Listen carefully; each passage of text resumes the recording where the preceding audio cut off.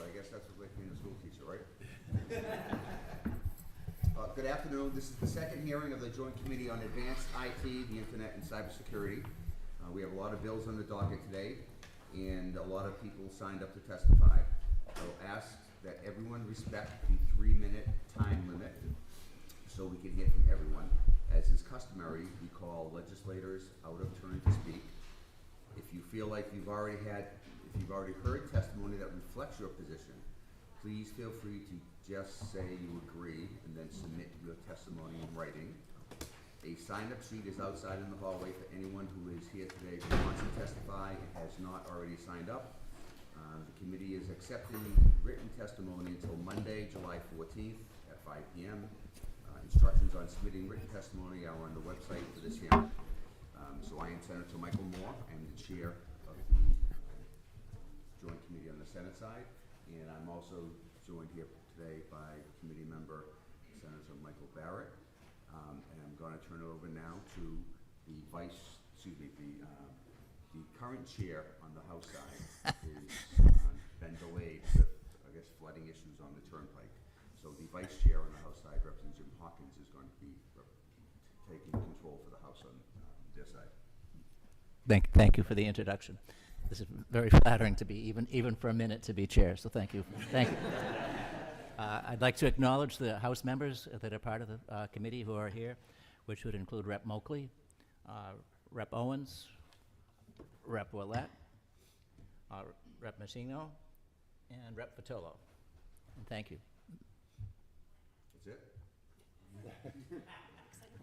That's it? It's a small but dynamic committee. We're doing the most important work in our whole. So one thing, before we opened the hearing, we had court officers come in on several occasions saying that we were too noisy. So out of respect for the people testifying, when you testify, people in the audience, obviously, hold your conversations down. And when you testify, just announce who you are and what organization you are with, if you are with an organization. But again, we were told twice that another hearing going on, they were having problems hearing people trying to testify there. So we are going to start off by taking the first person out of order, who is also a committee member, Senator Barrett. Thank you very much, Mr. Chairman. Mr. Chairman, happy to be here. Thank you for taking me out of turn, Senator. I'm here to testify on an act to modernize funding for community media programming. I apologize, I have the docket numbers rather than the final numbers, but I know that you can cross-translate here. It's House docket 326 and Senate docket 399. Since I know they've been given their regular bill numbers. I want to associate myself with testimony you'll be hearing later today from Peter Padula, the Executive Director of Chelmsford Community Television, with whom I work on these issues. Fundamentally, as you all know, a migration is underway among consumers, Mr. Chairman, away from cable and toward streaming services and packages of streaming services. What we haven't done is permit the revenue streams to migrate along with the movement towards cord cutting and towards reliance on independent streaming in lieu of reliance on cable. So we're seeing an evisceration of funding sources as the cable cutting proceeds.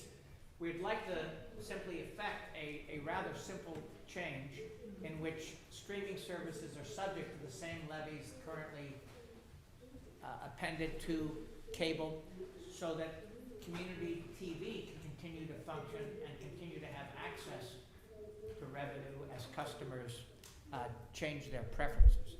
That's essentially what this bill is about. Community cable in my district, it varies by the town and city, but it's incredibly important where individual activists within the community have made it so and have committed a lot of volunteer hours to making it so. So in Chelmsford, but also in Waltham and in several other communities, this becomes an absolutely key source of information, especially given the disappearance of print newspapers.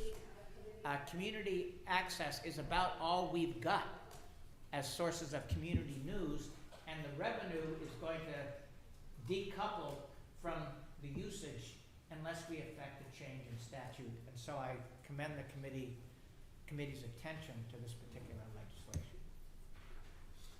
Thank you. Any questions from the committee members? Vice Chair. Thank you. Thank you for being, I'm sure you're not the last person to speak about this, but thank you for being first. And I'll ask you what's on my mind about this. Can you talk more about the availability of local news that this will enable?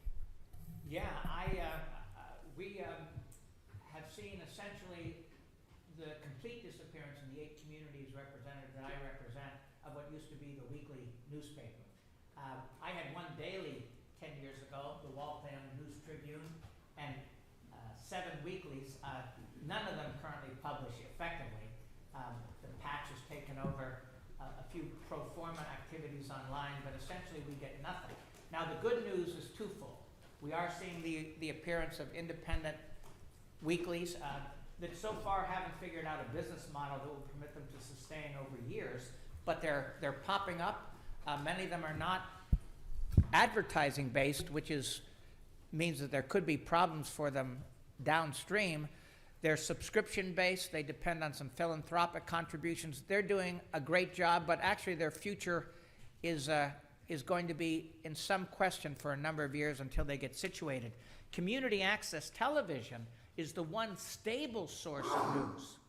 And at a time when the old has been washed away, and I'm talking about cable, I'm talking about print media, and the new streaming services and independent news publications haven't quite come aboard, community access is the only source of stability in this local news environment.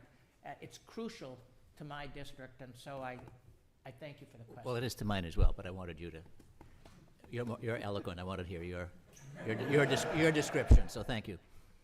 I thank you very much, Mr. Chairman. Appreciate it. Thank you, Senator. Oh, any other questions? You run a tight ship. Thank you. Thank you. Thank you. We're also joined now by Vice Chair Piano, who's online. And next we have and Rep Flanagan just got here too. Oh, and Representative Flanagan just arrived. So next we have, taking out of order to testify, we have Representative McGregor.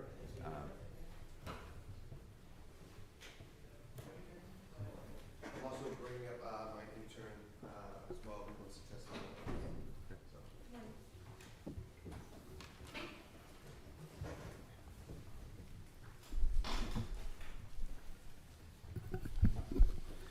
Chair Moore and honorable members of the committee, thank you for taking me out of turn, and Mary Flaherty as well. Today I'm testifying in support of H 4229 and S30, an act relative to limiting addictive social media feeds for minors, and ask that the committee report both bills out favorably. Right now, children across the Commonwealth are being targeted by social media companies who seek to take advantage of and profit from their impressionable minds and developing brains. There is a mental health crisis on the rise amongst our young people, fueled in part by social media addictions. Companies such as TikTok and Meta, which owns Facebook and Instagram, are constantly tracking analytics on how long a teenager is spending on each post, what they like, what they comment on, and what they're searching for. And these insights are then used to feed endless streams of personalized content designed to maximize screen time. Currently, the average teenager is spending over 5 hours a day on social media, almost always scrolling through an algorithmically generated feed. I should have omitted that word. Of some sort. That means the average teenager is spending approximately 73 days on social media each year, and at least 15 years of their lives on social media alone. More broadly, chronic social media usage has been linked to mental health issues like depression, suicide, social and mental anxiety, body image dysmorphia, loneliness, sleep problems, and attention issues. It is becoming increasingly difficult to get teenagers to do their schoolwork as well. They often appear to be in a state of withdrawal when away from social media. H4229 and S30 would address these predatory behaviors by removing a minor's ability to access an endless stream of content tailored to their interests by banning algorithms for users under 18. Instead, children would only be able to access the content that they search for, as well as the accounts that they already follow. Companies already have systems in place to verify the age of their users, and the legislation before you today directs the Attorney General's office to enforce this law through feasible means available to developers. By passing this bill, we would be taking a massive step towards alleviating addictions before they begin, which will help us tackle the mental health crisis facing our youth and help build healthy social media habits as children enter adulthood. We all know that social media is here to stay. However, it's up to us to ensure that we're being responsible about how our children engage with it. It's my hope that by the time that my two girls, Eloise and Millie, are old enough that I end up caving on giving them a phone, that I can do so knowing that we did our part in making their media landscape as safe as possible for them and their friends.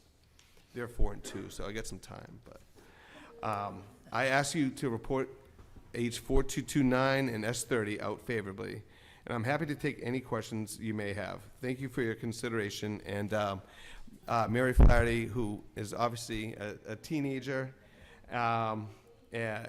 is also wanting to speak in support of this bill, who obviously uses social media as well. Good afternoon, Chair Moore and other honorable members of this committee.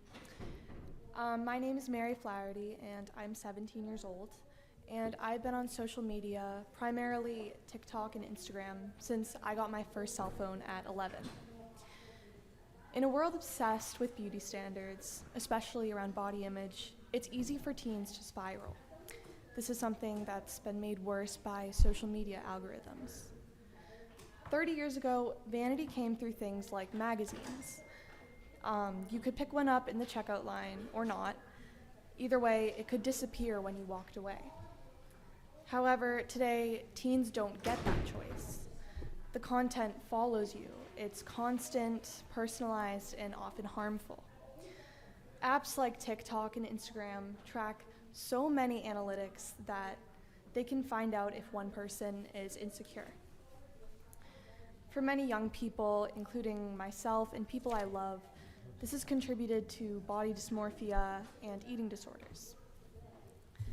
As you scroll on TikTok, there could be one funny video, one video about your favorite singer, and then one video about maybe wanting to lose weight. If someone watches that video, relates to it, maybe likes it, or even just likes a comment, TikTok starts pushing more content like it. At first, I was shown workout routines and what I eat in a day videos, and TikTok knew I was going to watch these, so they kept going.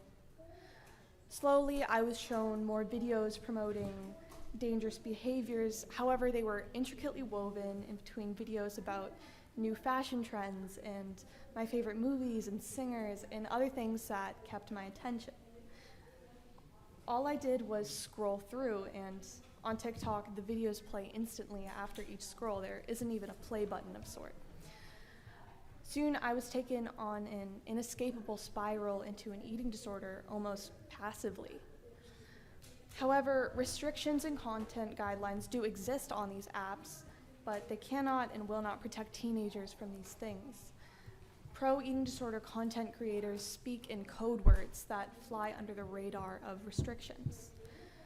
This means that the only way to protect teenagers like myself is to completely ban content that operates in the form of an algorithm.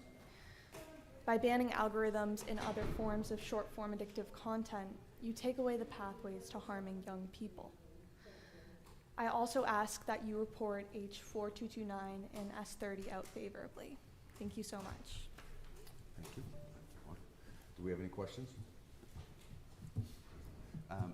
To either one of you. Do you know, has any other state passed this version? There has, New York recently passed this last year, and I believe Arkansas and Utah. But ours would be very similar to New York. Has there been any legal challenges to it? From the I mean, I believe that there was a big push to stop it, but I'm not sure about the legal challenges, to be honest. I don't want to speak out of turn. Thank you very much. Yes, no, and I also I just want to mention your colleague definitely led on this, Senator Cream. So I think she's going to speak at some point later today. Yes, we're expecting her sometime today. Hold on, we do have a question.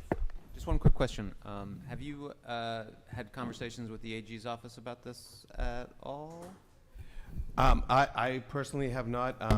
We were actually speaking about that yesterday in our office, and we plan to check in with the AG. I'm not sure if Senator Cream's office has yet, but we plan to for sure. Thank you very much. Great job. Thank you. Okay, next we have a virtual testimony. We have Representative Barrett online.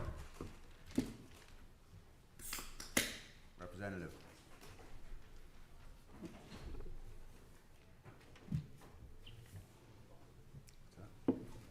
Sorry about that. I thank you, Mr. Chairman. I wanted to thank you for letting my father precede me today in his testimony. He gets very upset if he doesn't go first. So, anyways, Sadly, I think he's already left. He had to take a nap. Well, you know, he's getting up there. Anyways, I'm pleased to submit testimony in support of H72, and my voice is gone with the allergies that are around, but my apologies. The Department of Telecommunications and Cable is mandated by Massachusetts General Law 166A and federal statutes to review and approve and to monitor all cable licenses, agreements between municipalities and providers. Despite this fact, many communities, especially smaller or rural ones, face a significant disadvantage when negotiating with major cable providers. H72 addresses this imbalance by enforcing the DTC's oversight authority and encouraging a more consistent and transparent process by ensuring that all contracts undergo thorough and regular legal and regulatory review. This bill protects communities from unfair terms and helps guarantee access to essential services. Oversight is more critical now than ever. Cable and broadband remain core infrastructure for education, business, and civic engagement. At the same time, residents are facing rising costs and increased service complexities, such as a recent directive from the Massachusetts Department of Revenue that imposes new sales tax charges on modern cable boxes with advanced features. Without strong regulatory safeguards, consumers may be left without recourse when confronted with unfair pricing or inadequate service. H72 does not expand DTC's authority so much as reaffirm it, clarifying the department's role in improving transparency and effectiveness of cable contract oversight. It will also help ensure that agreements are not only legally sound but fair and enforceable, and that the interests of Massachusetts communities are protected. I'm very concerned about what is going on at DTC today. In the past week or so, we called over there and asked how many contracts have been settled or haven't been settled. Right now, the answer that we got yesterday was, at any one time, there could be over 500 contracts that are there for review, which is absurd when you think about it, that there's only 351 cities and towns in Massachusetts. So there may be more in some of the other communities, I don't know. But that's an extraordinary number, which means that the contract, which might have been negotiated by a community, can wait as much as 12 months before it gets approval from the DTC. I think we've got a serious problem that has to be addressed, especially in this day and age. And I don't think there's a member of the legislature that hasn't heard complaints about the rising costs of cable television as well as broadband. It has gone out of sight and will continue to, and it's time that the state step into it. And I believe, as part of this legislation very quickly, is that they should be reporting to your committee at least twice a year as to the number of contracts that remain unapproved. I thank you for your listening to me today, and I respectfully urge the committee to issue a favorable report on H72. Thank you. Any questions from the committee? Thank you very much. Thank you. Okay, we're going to go to the list now. First, we have a virtual testimony from Daniel Wolf, Alliance for Digital Innovation.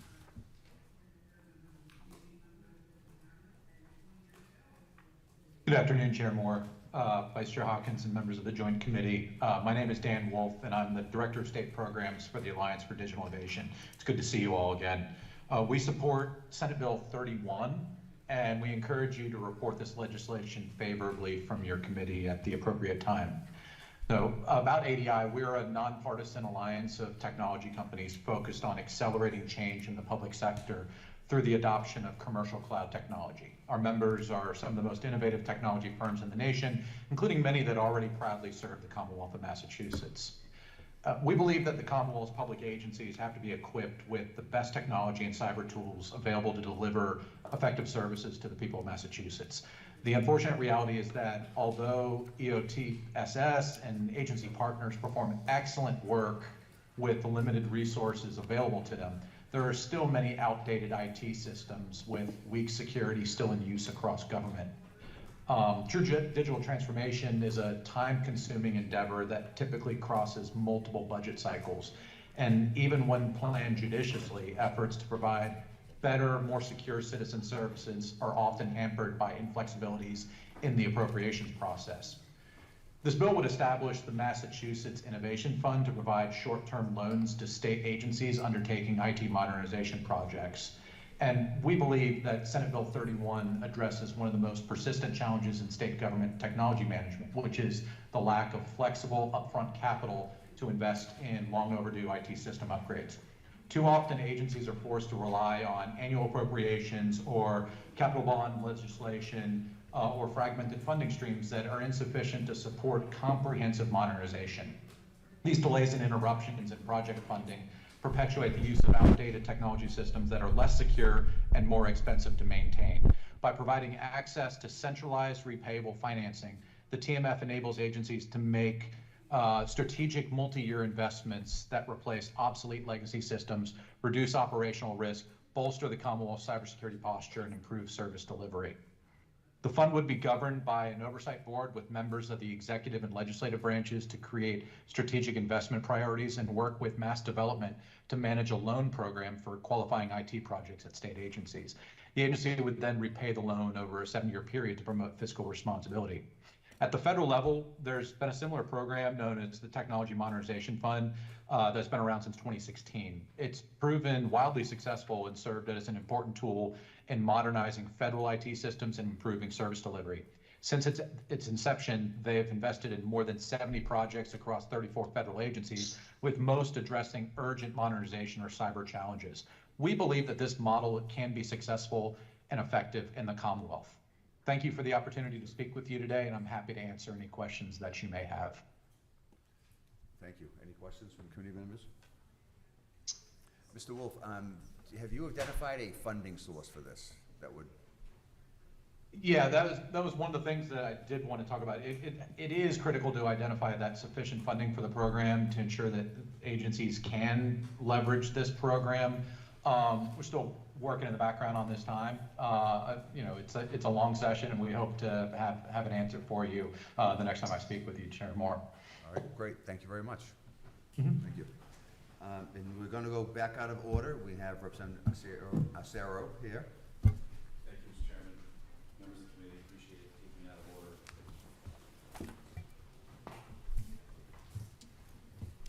Thank you to the chairman and members of the Joint Committee on Advanced Information Technology. I am here today to ask for your favorable consideration of House Bill 91, an act to modernize funding for community media programming. This legislation is an essential step towards ensuring that Massachusetts communities continue to benefit from locally driven non-commercial media content that is responsive to the unique educational, governmental, and cultural needs of each municipality. Westford Cat, my hometown community access station in the town of Westford, is an essential part of civic life in my hometown. Whether it's broadcasting select board and school committee meetings, covering high school sports and events, or providing residents with important updates from town departments and community organizations. Westford Cat, which I'm hopeful you'll be hearing from at some point during the hearing today, ensures that government is transparent and information is accessible to all in our hometown. These programs have traditionally been funded by cable franchise fees. However, with the shift to streaming entertainment platforms, traditional revenue sources have steadily declined and have put access in jeopardy, just as the demand for local, accessible content continues to grow. This legislation appropriately recognizes that streaming entertainment providers utilize public rights of way and should therefore contribute to the public good in return, just as cable operators have done for years.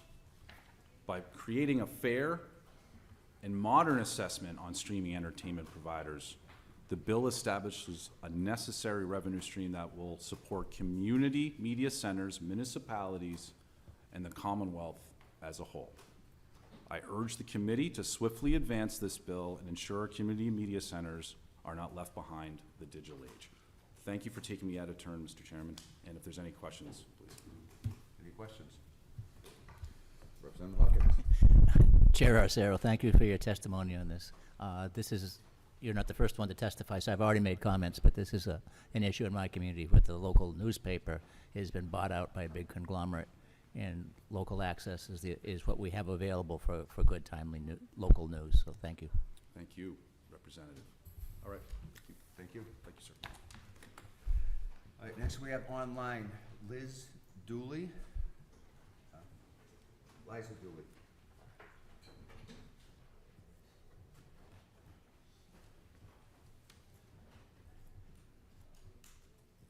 Okay, next we're gonna go to in-person, Brianna January.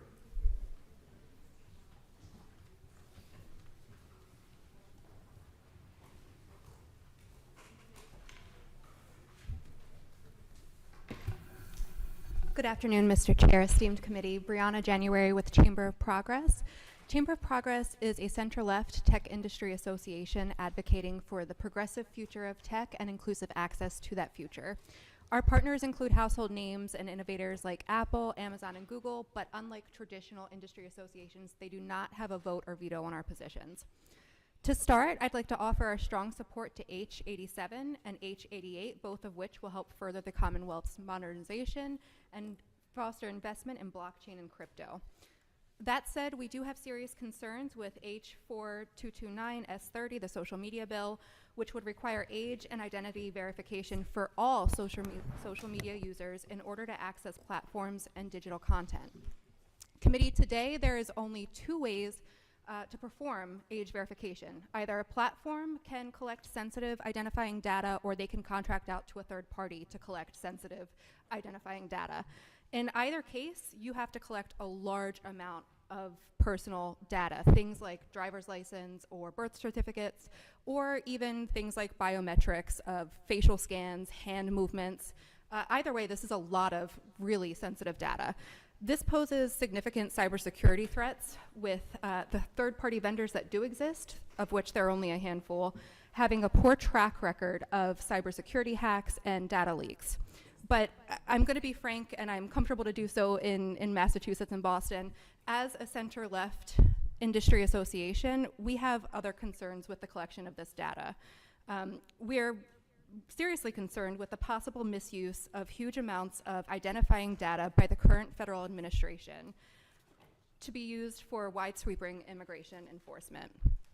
And this isn't a hypothetical, committee. The Trump administration has already used similar data from the IRS, from Social Security, and Medicaid without court orders to identify immigration status, especially in blue states and cities like Boston, where we've seen excessive enforcement. Lastly, as noted by the chair, every state that has enacted social media policies has been legally challenged, with many of them being found to be unconstitutional, recently including Texas, Arkansas, California, and Ohio. And I'm happy to share an updated memo with the committee on the existing cases and their current status. And lastly, regarding algorithms, I do want to caution the committee that banning algorithms actually makes kids less safe online, as algorithms are a critical tool for platforms themselves to identify harmful content, either remove it, demote it, or even block the users that are promoting it. Without algorithmic feeds, you can imagine a situation in which a kid, say a queer kid at school, is bullied all day, comes home, seeks some refuge, some community on social media, but because his or her feed is not algorithmically designed to their personal interest, it's a forced chronological feed. And so they see posts one by one from their classmates targeting their community, for example. I'd like to caution the committee to please consider those impacts on what is otherwise a well-intended piece of legislation, but there are logistical concerns that would have serious consequences for the Commonwealth. Thank you. Thank you. Any questions from the committee? Okay, thank Look you. forward to working together. And I'm now going to give my co-chair the opportunity to introduce herself and an opening statement if she wishes. Thank you, Senator. I'm very sorry to be late. The turnpike was really not good to me today. It was 5 hour, and I beat a record. I know that you're jealous of this record. 5 hours and 22 minutes to get here today, so it's crazy. But your testimony is really very important. There's a important slate of bills in front of us today, and I promise you you'll have my full attention going forward. Thank you, and thank you to my vice chair for handling things at the beginning. That was hard work. Thank you, Mr. Chairman. Yeah, he was very stressed out by the whole thing. Okay, so next we have, okay, we're going to stay in person. We have Pamela Goodwin. Oh, no, I'm sorry, virtually. Chairman Moore, I've been waiting to testify. I'm Representative. I think I am on the list. Oh, come on up. So Pamela, we'll be back to you right next. Well, Chair Moore, Chair Vieira, and members of the Joint Committee on the Advanced Information Technology and Internet and Cybersecurity. I'm here today to testify in support of H101, an act establishing free broadband internet access in public housing. In 2025, connection to high-speed internet is no longer a luxury for those who can pay for it. Access to internet is a requirement for the 21st century. While much of the state is digitally connected, the most vulnerable are still being left behind. Without readily available internet connection, public housing residents face obstacles applying for jobs, receiving and completing education, accessing telehealth appointments. They lack the resource most necessary for being able to support themselves and their families. This bill addresses this critical gap by requiring broadband access be available to residents in subsidized housing and come to no cost to them. This bill seeks to fix this problem through two functions, or two ways, or two methods. One, it requires the public housing provide free broadband internet as part of offering a decent, safe, and sanitary dwelling. Second, it names broadband internet as a human right and authorizes the health impact assessment by the Department of Public Health for the negative health impacts the lack of broadband internet access and the potential health outcomes of broadband internet access could provide the lack of. I also would like to ask the committee to please report this bill out favorably, H101. And I'm here with Stephen Larrick from the Metropolitan Area Council, who's also going to be testifying in support of this bill. Thank you, Rep, and thank you, chairs and members of the committee. My name is Stephen Larrick. I'm the digital manager at MAPC, the regional planning agency that serves people who live and work in the 101 cities and towns in Metro Boston, which also includes roughly half the state's population and 2/3 of the state's jobs. I've been working on issues of access to information, technology, and the internet for over a decade now, And so H101 is near and dear to my heart. At MAPC, I lead our digital equity program, which includes helping communities to create plans to address the digital divide and working directly with housing providers to support the installation of free public Wi-Fi networks for low and moderate income families right where they live. I want to start by stating directly, ensuring broadband internet be available and free in all public housing units as a requirement of decent, safe, and sanitary dwelling is a good idea and critically needed. This bill will benefit the lives of our neediest neighbors in big ways. And importantly, this idea is not just charity, but an investment, one that will benefit all of us in the Commonwealth by improving our economy, our health, and equal access to opportunity. So I urge you to report this bill favorably. And now here's the part where I'm going to tell you a bit about why. Access to affordable, reliable, high-speed internet is crucial for Massachusetts residents to fully access social services, government, and healthcare services, and to fully participate in school and the economy and broader society. The COVID pandemic really highlighted this, and it also highlighted the inequities that people experience without home broadband access. We saw children fall behind in school, unable to get a clear video stream of their classroom or complete online homework assignments. And we saw the digital divide have an impact on the workforce as hybrid and remote work became the norm, requiring new digital skills and a reliable broadband connection at home. We also know that here in Massachusetts, unlike in other states, the reason for our digital divide is due primarily not to a lack of infrastructure, but to the cost associated with paying for service. With a report from a national nonprofit finding that over 81% of the Massachusetts digital divide is due to cost. This means that low and moderate income households are the most impacted. It also means, though, that we have an opportunity to solve the digital divide in the Commonwealth. It's more achievable than it might be elsewhere. We just need the will and the resources to make it happen. That's where you all come in. Most of the federal funding that was made available in the American Rescue Plan Act for coronavirus relief and Economic Security Act has been exhausted. And with the Affordable Connectivity Program ended and the Digital Equity Act jeopardized by the Trump administration, we have less ability to rely on federal funding to close the digital divide. Further support's needed from the legislature here to ensure that progress can continue. MAPC has been working on several successful projects in public housing in our region and across the Commonwealth. And we've currently completed work in Chelsea, Revere, and Quincy that's directly providing internet for free to low and moderate income residents. And we have more projects planned and underway in public housing across the Commonwealth in Boston, Somerville, Greenfield, and North Adams. We know from this work how much broadband is needed. Throughout our work, MAPC has heard directly from residents, community-based organizations, and municipal staff and leadership about the barriers to access faced by the most vulnerable communities. We've heard from residents about how students were having to do homework in McDonald's parking lots, or how residents were having to interview for jobs or access health care at Dunkin' Donuts or at the library without access to privacy. We know that without intervention, this problem will only get worse. As more crucial services shift from primarily in-person to online access, the most vulnerable among us are at risk of being left behind. And we know that internet is crucial. A PBS survey in 2020 found that 80% of Americans valued access to the internet at home as much as they value access to water and electricity. Without H101, low-income seniors may lack access to telehealth services, residents may lack the ability for school and upwardly mobile jobs, and students may fall behind. I ask that you report this bill favorably and would be happy to answer any questions about the current program or about the bill. Thank you. I actually have 3 questions for you. Cost, funding source, and how much infrastructure do we have or do not have? Yeah, I'm obviously glad you asked about that. I'm not our actuary, but there was a MassInc study that kind of looked into this.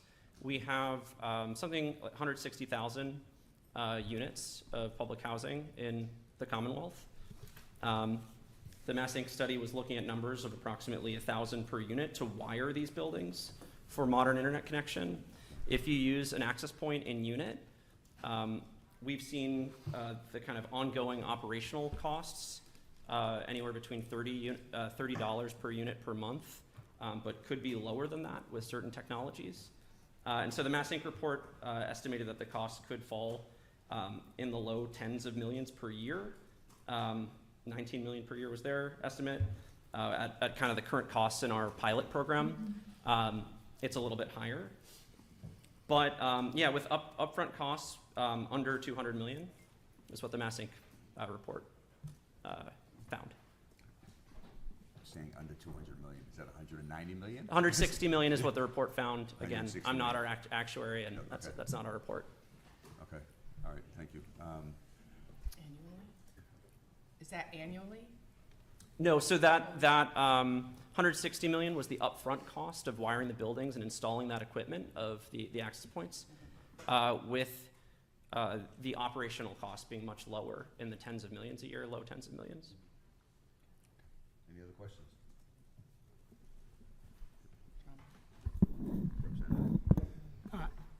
So you mentioned the cost of wiring from the curb to each unit, but of all of the housing authority buildings, state and federal, in Massachusetts, do they all have broadband at the curb? What happens if there's a building that physically doesn't have broadband infrastructure running from the rest of the world down the street to that building? According to this legislation, it means that building is no longer safe and habitable. And that's, the housing authority executive director can't trench the street and run the wire down to the next internet access point. So is it the case that every single housing authority building, state and federal in Massachusetts, has broadband out at the curb?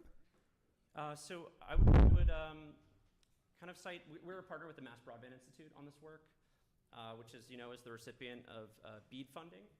The priority for BEAD funding is to ensure that unserved sites are completely covered and that underserved sites are then covered as well. So in Massachusetts, we have upwards of something like, someone here probably knows the figure, but we essentially have close to 100% coverage for what are called our broadband service locations.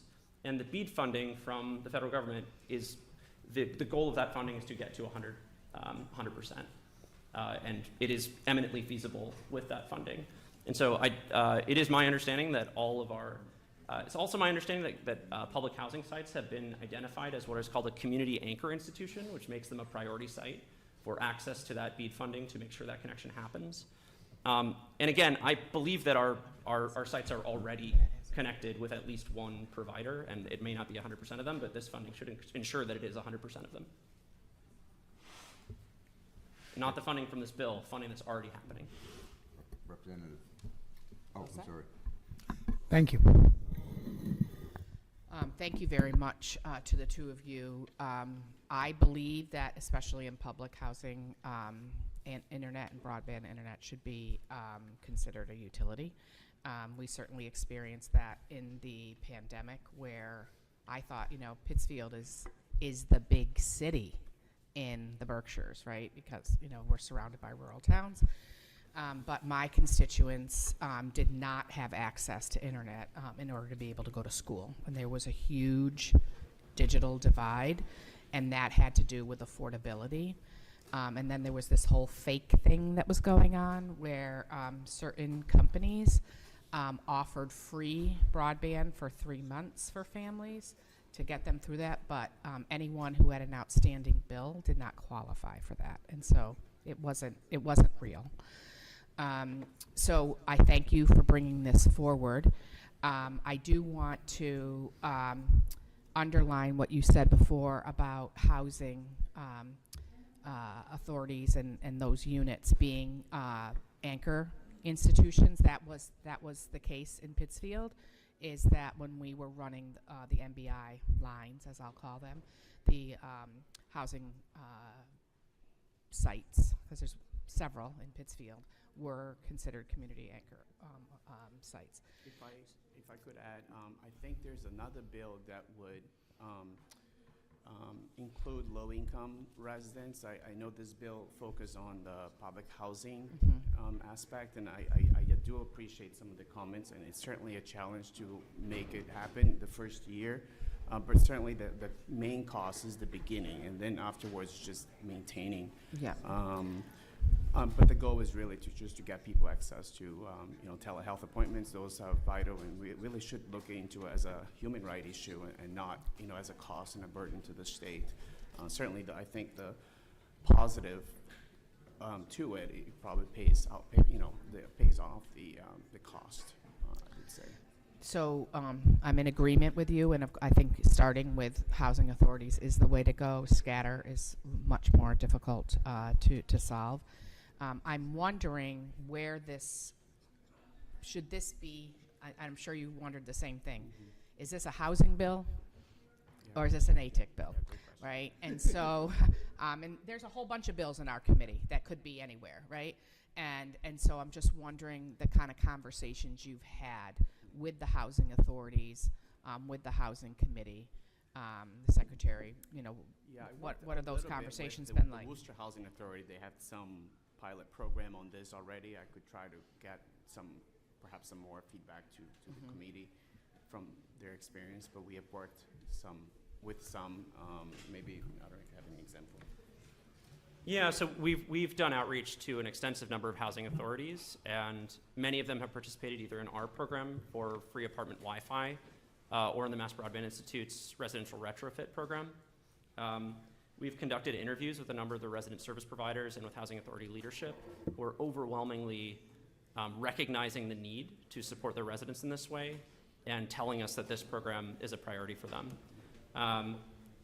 We're planning to do some kind of report outs of the impact of our current work, which again is not as encompassing. It will not cover all of the public housing authorities. But happy to follow up with some of the kind of quotes we've gotten from housing providers. Appreciate it. Thank you, Mr. Chairman. Thank you. Representative. I just want to state that ATIC gets bills that could have gone somewhere else but comes to us instead, I believe, speaks to the legislature's great confidence in the ATIC chairs and vice chairs.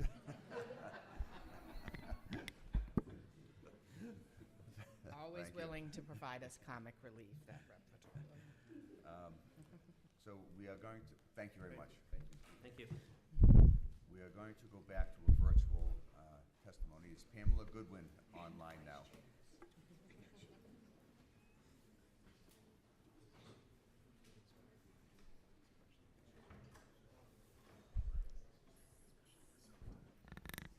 Okay, moving on. Virginia Benzan. She's unable to attend. Please submit your testimony. Okay. Ian Kane? Kane?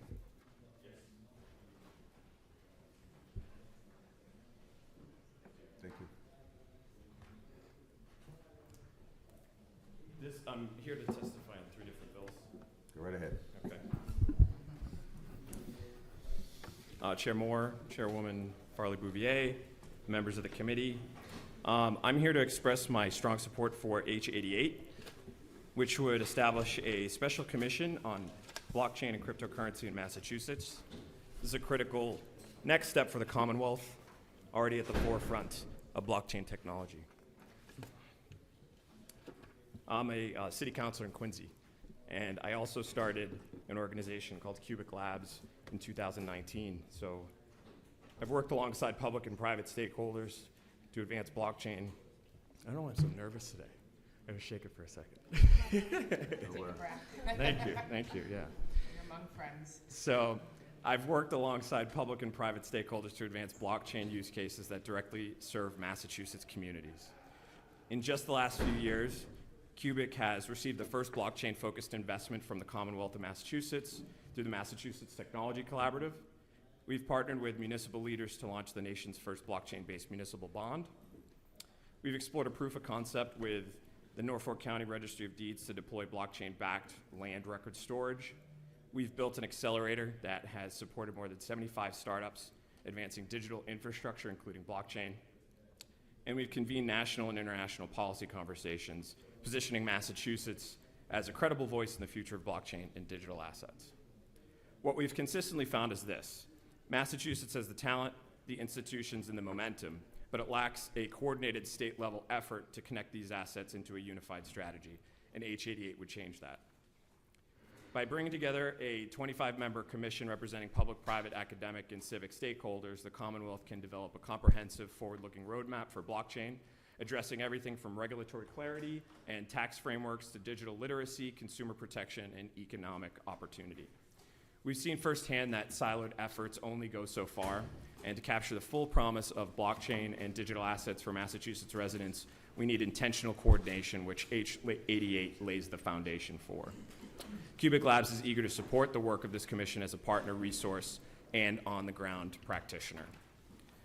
The second bill that I'm here to advocate for is H87, which would create a pilot program to explore digital innovation in government. This represents both smart policy, but a chance for Massachusetts to lead from the front. As I mentioned, as a Quincy City Councilor and Executive Chairman of Cubic Labs, a nonprofit innovation hub based in Quincy, we've spent the last few years advancing these same goals. In 2022, we received a $2 million grant from Mass Tech, and with that funding, we built infrastructure, launched and supported startups, and forged public-private partnerships that help Massachusetts build a durable, competitive advantage in blockchain and digital infrastructure. Today, we're actively engaged in the development of a proof of concept with the Norfolk County Registry of Deeds, exploring how we can collaborate to provide storage, transparency, and resiliency of land records.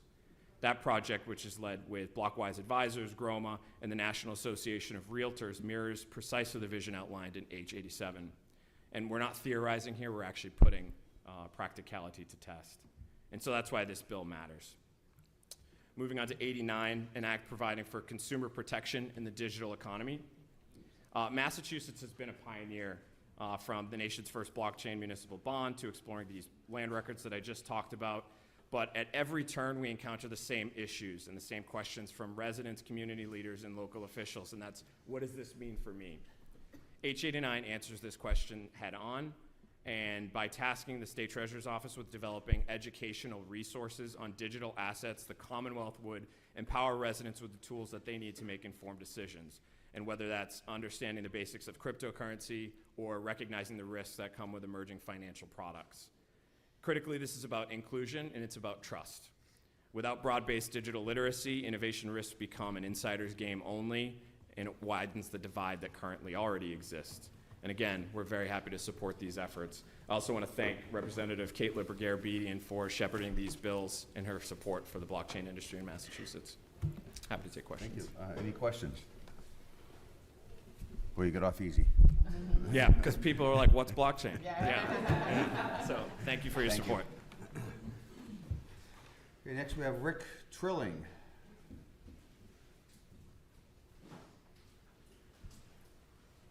Rick Trilling. Okay, moving on.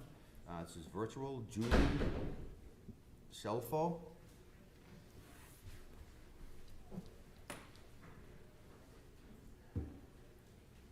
Hello, that's me. Can you hear me okay? Yes. Okay, great. Hello, chairs and committee members. Thank you for having me today. My name is Julie Scelfo, and I'm a longtime journalist, a mom of 3, and the founder of Mothers Against Media Addiction. MAMA is a grassroots movement of parents and allies fighting back against media addiction and creating a world where real-life experiences and interactions remain at the heart of a healthy childhood. Kids in Massachusetts and across the country are being harmed by social media platforms that are designed to addict. This addiction has created what the American Academy of Pediatrics calls a national emergency in youth mental health. I started MAMA after reporting on that and on growing rates of suicide, not just in teens, but in tweens. Today, more 10-year-olds die by suicide in the United States than from every form of cancer combined.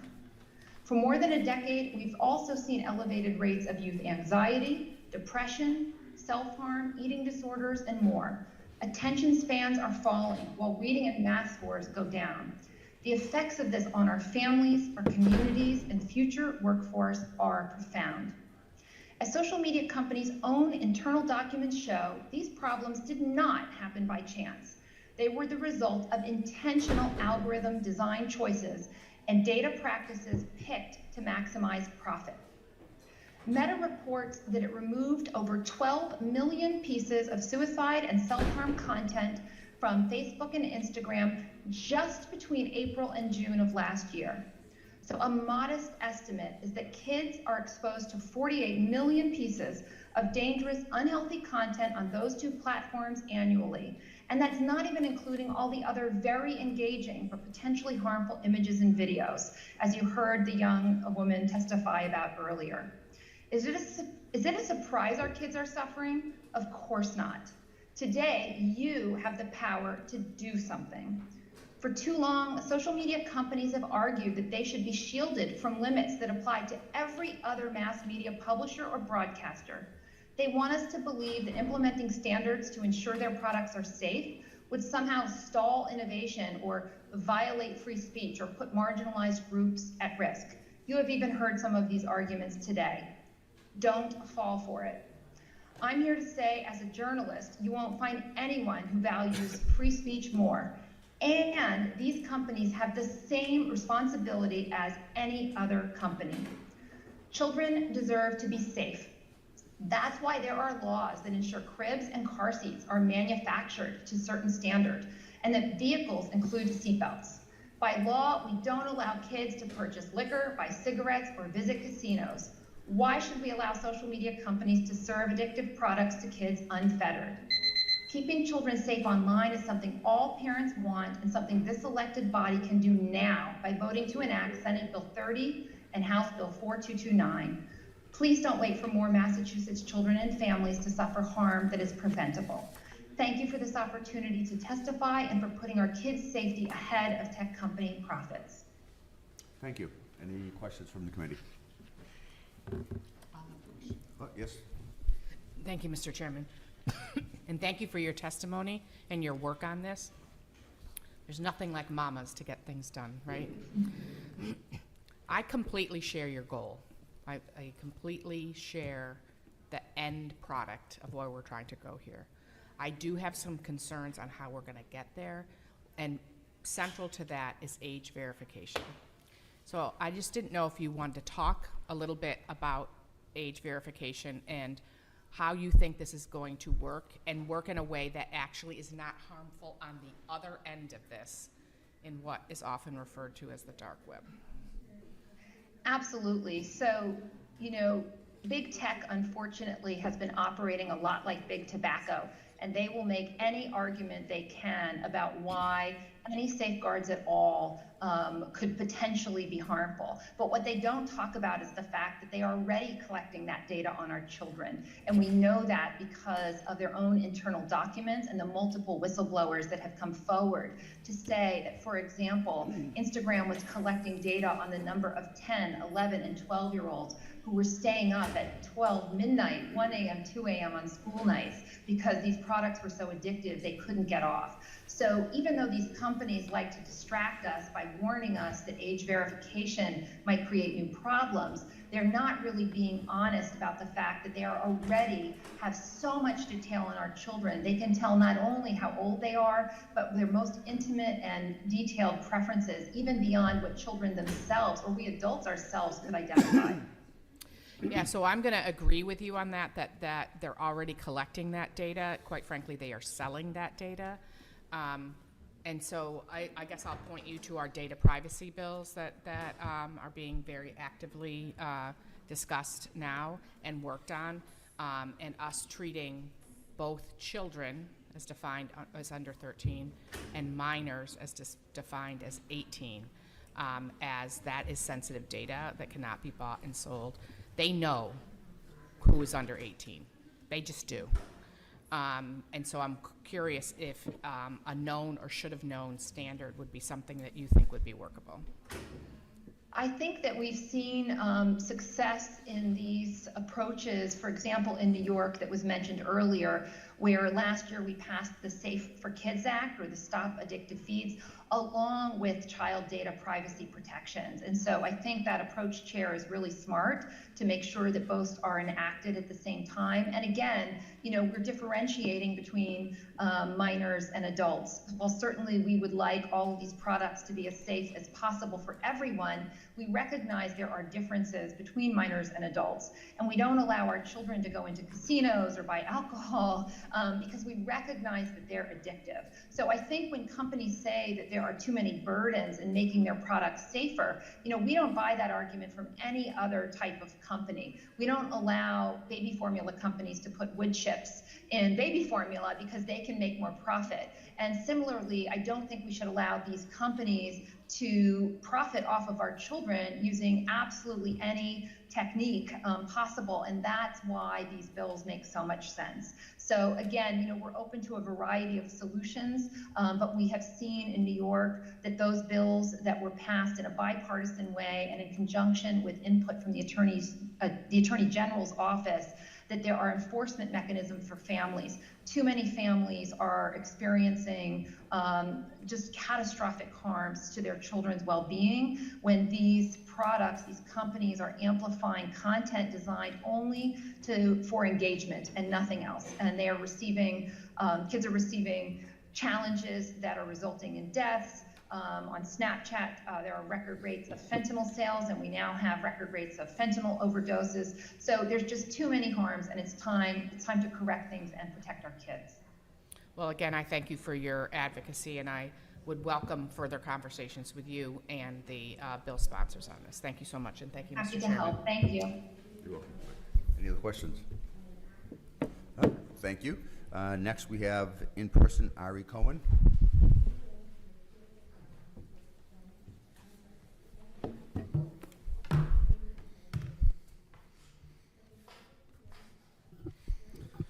Chairs Moore and Farley Bouvier, members of the committee.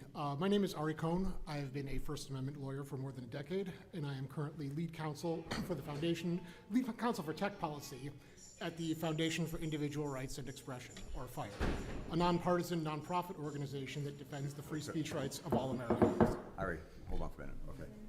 Go ahead.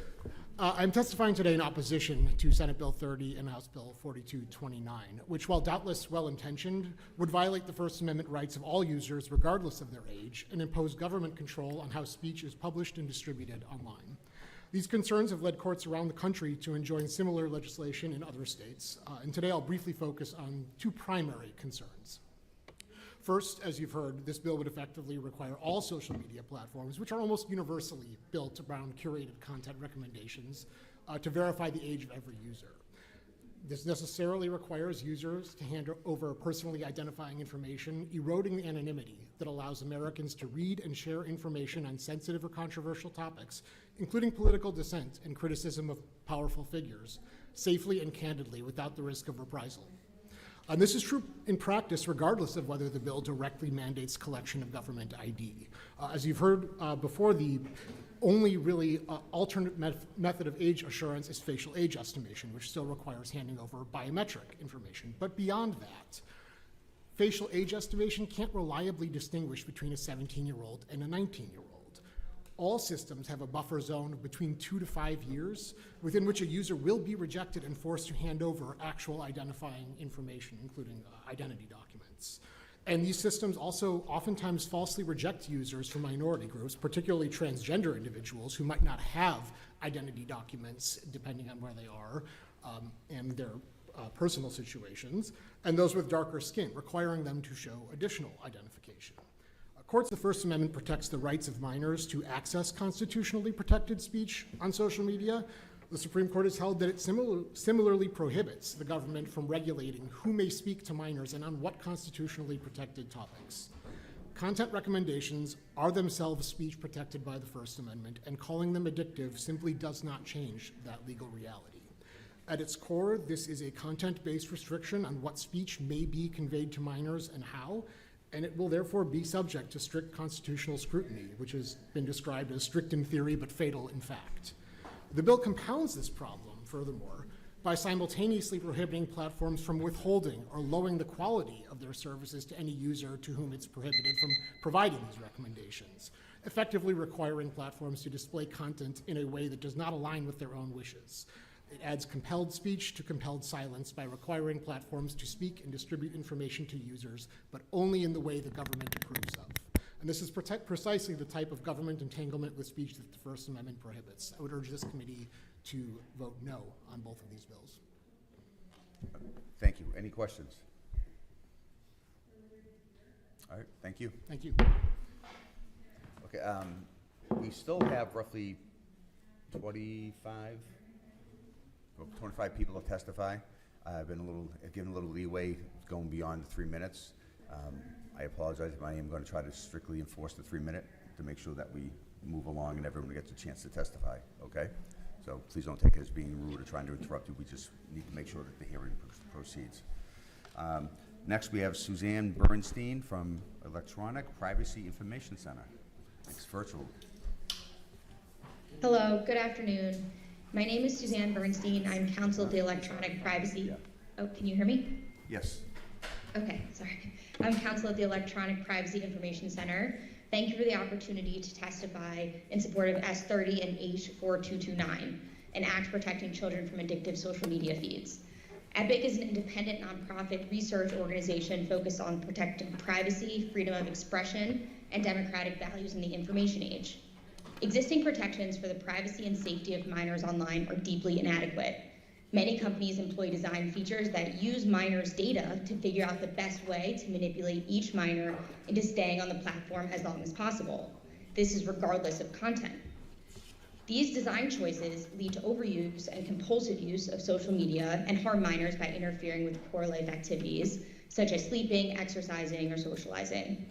All the while, evidence shows that companies' behavioral engineering tactics are ruthlessly effective, preventing minors from controlling the amount of time they actually want to spend on social media. These design practices deprive minors of their autonomy, taking control of their online experiences out of their hands and subjecting them to heightened physical safety and data security risks. This bill will mitigate these harms in 2 ways: regulating addictive feeds, as they're called in the bill, and overnight notifications. The addictive feeds provision limits the personal data that a social media platform can use to curate feeds for minors. It addresses the current design practices of ordering feeds based on the passive surveillance of users, tracking clicks, time spent watching, or even spent hovering over certain media. And borrowing techniques from the casino industry, this induces overuse. And companies use this data to predict and design what arrangement of media is likely to keep a user on the platform longer, invading minors' privacy and contributing to this compulsive use. And while S30 regulates specific data management design practices that lead to overuse, it leaves open many channels for personalized delivery of the same media based on a user's express preferences, not passive surveillance. For example, subscribing to, liking, disliking, or otherwise explicitly interacting with a piece of media or media in a certain category. S30 also prohibits push notifications between midnight and 6 a.m.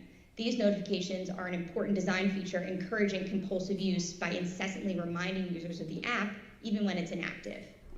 This is an intentional move. In Massachusetts' ongoing lawsuit, for example, against TikTok, the company admitted that push notifications are key to drawing users' attention back to the app, and they have sometimes sent thousands of notifications a day to minors. S30 protects minors' privacy, enhances minors' autonomy, and significantly improves their online safety by prohibiting abusive data and design practices. Thank you for the opportunity to testify today. EPIC is happy to be a resource to the committee on the issues, and I'm happy to answer any questions. Okay, thank you. Any questions? Representative? Good afternoon. Thank you for your testimony today. I was wondering if you'd be able to speak briefly about, we've heard some testimony today essentially characterizing the legal landscape as saying that this would be contrary to the protections of the First Amendment. Could you talk a little bit about that more specifically in relation to these pieces of legislation? Sure, thank you for the question. So this piece of legislation is content agnostic. It regulates the kind of data that these companies can use to input into an algorithm to provide information to order media for minors. So it has nothing to do with the content that is actually shown to the minors. Instead, it's about data use. It's about the surveillance of our clicks and attention online and using that in design features that maintain attention regardless of what a minor is being shown. So in that way, it's content agnostic. It doesn't regulate content at all. And also, I can respond to the other comments about the First Amendment as it relates to age assurance in this bill. Age assurance in the bill is something that is directed to the Attorney General to do rulemaking to determine this balance between accuracy and privacy protection so that there wouldn't be an unconstitutional burden to access anything. And so the other aspect related to that evaluation is what is the burden to accessing something. So if it's to access a design feature that's not been, courts have not considered that to be speech. And so the age assurance methods to be determined by the Attorney General will be a process with notice and comment and be participatory with industry. And until then, the actual knowledge standard, which is common in the federal level, the COPPA the COPPA law, is something that it's a relatively low threshold that many companies already employ today. Thank you very much. Okay, Co-Chair. Thank you, and thank you for being here. We appreciate the partnership we have with EPIC and many of our the bills we have in front of us. Can you talk to me about how these bills compare to what's going on in Vermont? And are there things happening in Vermont that we could apply here better? And how can Vermont learn from us?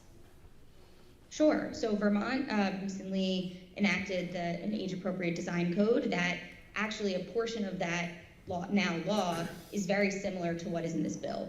So this bill is more similar to the New York Safe for Kids Act, which narrowly regulates surveillance-based feeds, which is defined in both of those laws as addictive feeds, as well as regulating overnight push notifications.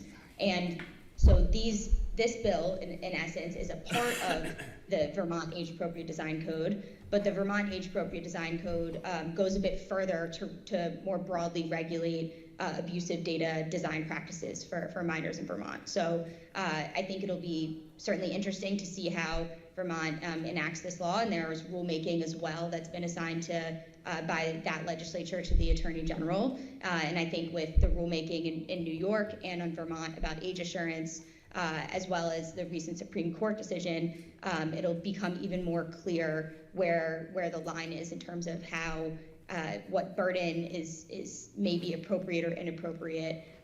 But the reality, as other witnesses have already indicated, is that many companies already know the age of their users, and what's very important to understand as well is that in each of those bills, in Vermont, New York, and in this bill, there are statutory requirements related to the rulemaking to protect the privacy of any data that's used during the age assurance process.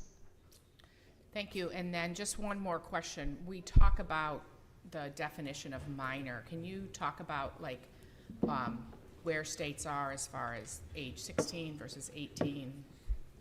I'm going to just show my bias and say that I really like 18, but go ahead. Sure. Different legislatures are trying to figure out what's the most developmentally appropriate way to regulate some of these more harmful social media platforms or other companies that many minors are on. And so some bills will distinguish between a child as 13 and under and a minor as 18, between 13 and 18. Some bills that go further to put bans of 13 to 16 or 16 to 18. And I think it's important that legislatures are doing this all at the same time and discussing with one another what might be the best way forward. I look to pediatricians, other researchers doing a lot of very important work about what may be developmentally appropriate for minors, and then as a privacy lawyer, understanding how to best protect the privacy and online safety of those minors relative to what's developmentally appropriate. Well, that's great. Thank you so much. And, you work, EPIC works, all over the country, so we appreciate the perspective that you have. And my co-chair and I work with legislators, many other states on these issues. So seeing what's out there in other states is really important when it comes to this. So thank you, and thank you, Mr. Chairman. You're welcome.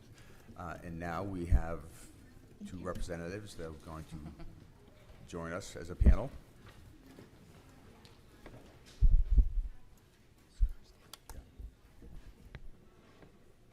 So we have Representative Scarsdale and Representative Machino.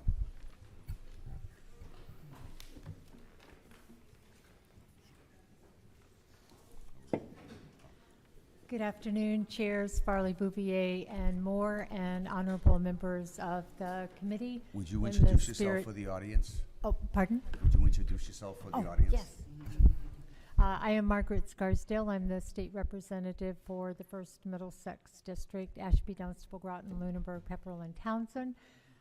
Thank you for taking us out of turn in the spirit of the Dalai Lama. I will say I am grateful for that. I am here today testifying on House Bill 91, an act to modernize funding for community media programming, filed jointly with Rep. Machino and Senator Lewis. So simply put, this bill is about protecting a lifeline, one that keeps people connected, informed, engaged, and even entertained. Our community media centers, like the one in my district and your districts, are there to broadcast local government meetings, high school sports, concerts, and even cooking shows. And they are especially important to our seniors and residents who aren't always able to be in person. For them, our local access channels are a trusted and accessible way to stay connected. And even more as our local newspapers go under or are gobbled up by other entities, it's really the only way for many of us to be a part of something and to stay connected. But funding has fallen sharply with the majority of viewership shifting from traditional cable streaming to the streaming providers from traditional cable companies. So it puts this lifeline at risk. And that's because, unlike traditional cable companies, streaming providers do not pay anything for using local infrastructure to distribute their media to customers. By modernizing the law and having streaming services pay the same cost that cable providers pay for the use of local infrastructure, we can restore a vital revenue source to our municipalities that our local media centers absolutely rely on.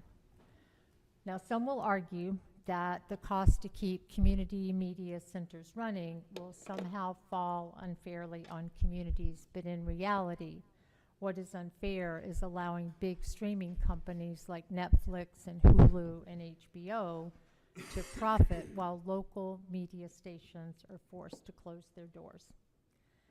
Massachusetts has one of the strongest media center networks in the country, and we would not be the first to enact such a law.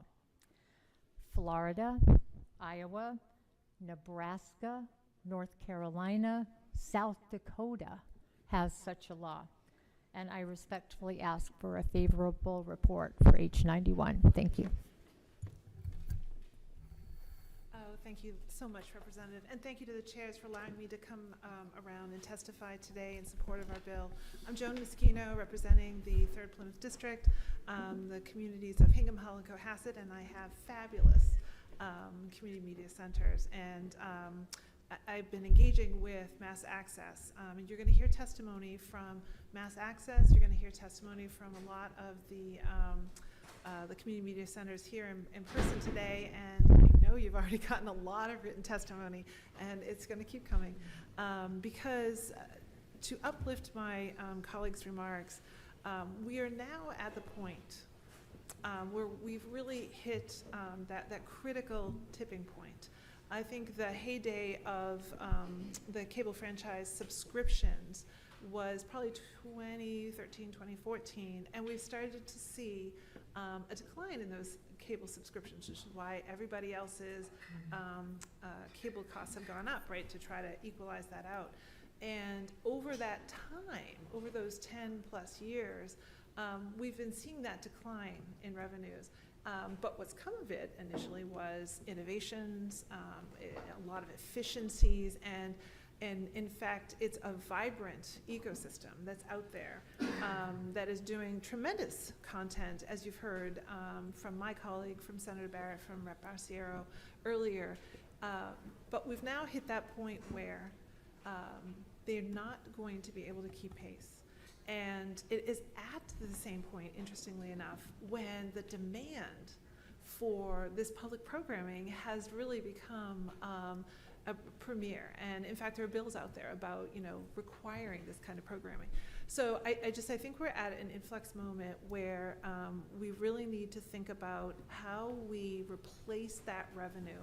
And so we made choices in this legislation to update the existing law. It worked really well. You're going to hear it and see it. You've already got the testimony in writing to prove it. And it's at the point now where we really need to start keeping pace with the technology and the way that consumers are consuming their entertainment media. So that's all we're doing, is we're following to these new companies to that innovation, and we're replacing that revenue, because that's the goal of this whole bill, is to have a stable, steady, reliable source of income for all of this important work, for transparency in government, for fantastic programming, for the innovation. And in fact, I'll just use my own community as an example. They are now starting to stretch into training and creating career paths for students, and they're bringing people in for both content and for production, and they're meeting all of the demands of the traditional PEG. And I don't want to get us to a point where we find out what happens if we lose this funding. So I feel that this is a refile. We've worked with the committee in the past, and I've hoped to work with the committee continuing to advance these. And I do just want to also give a shout out to Senator Lewis, is Senate 41, and Representative Vieira also filed a bill on this, House 106. So it's timely, it's relevant, and I think it's ready. So we look forward to working with you, and you're going to hear some, we're happy to answer questions, but you're going to hear some really great testimony shortly. Thank you. Any questions? Representative Hawkins. Thank you. You know I've asked questions from the first couple of people that testified on this, and it's important to my district. But do you have, if you can you comment? One of the issues we have now is, can we believe what we're hearing, or is what we're hearing on the news filtered? And I'm thinking that it would be better coming from a local source. It certainly is in my community. Do you have any comments on that? So we have seen, in addition to this, one of the other confluences is these media news deserts.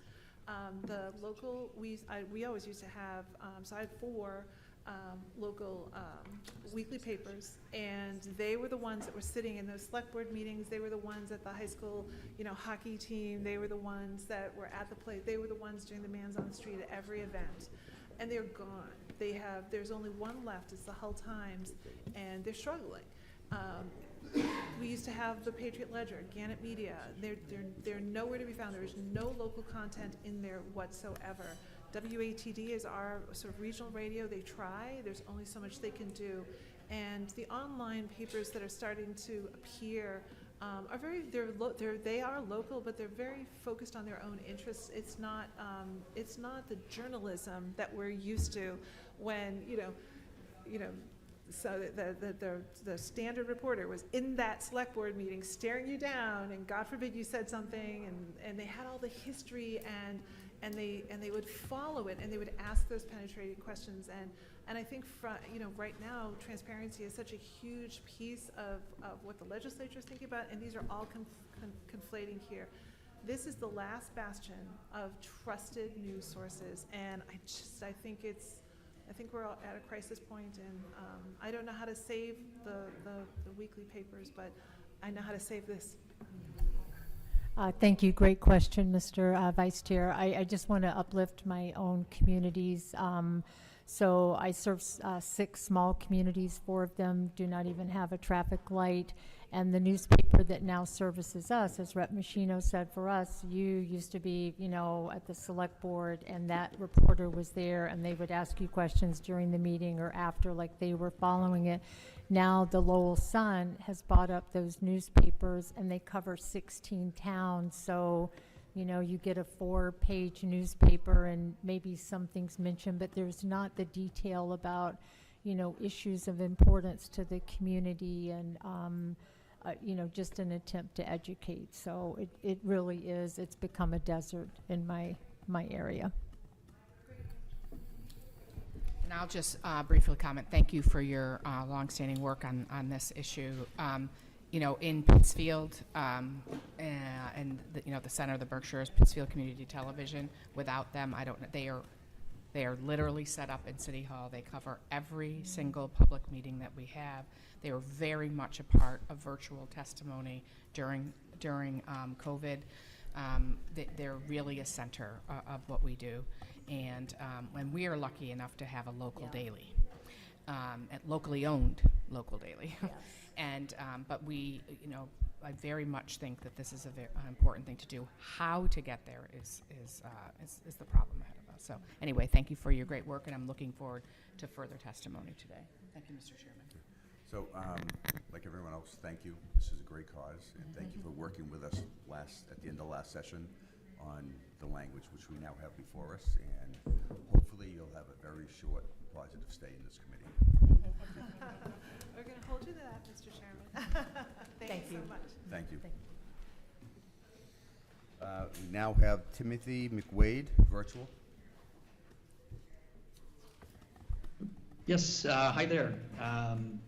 First of all, thank you to all the members on the committee for letting me speak with you all today. I'm speaking in support of S30 and H4229, bills that aim to protect kids from the harmful effects of addictive social media feeds.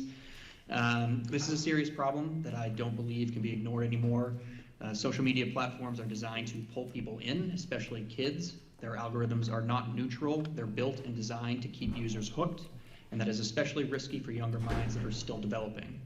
These feeds can increase anxiety, they can fuel harmful comparisons, and they keep kids stuck in endless scrolling.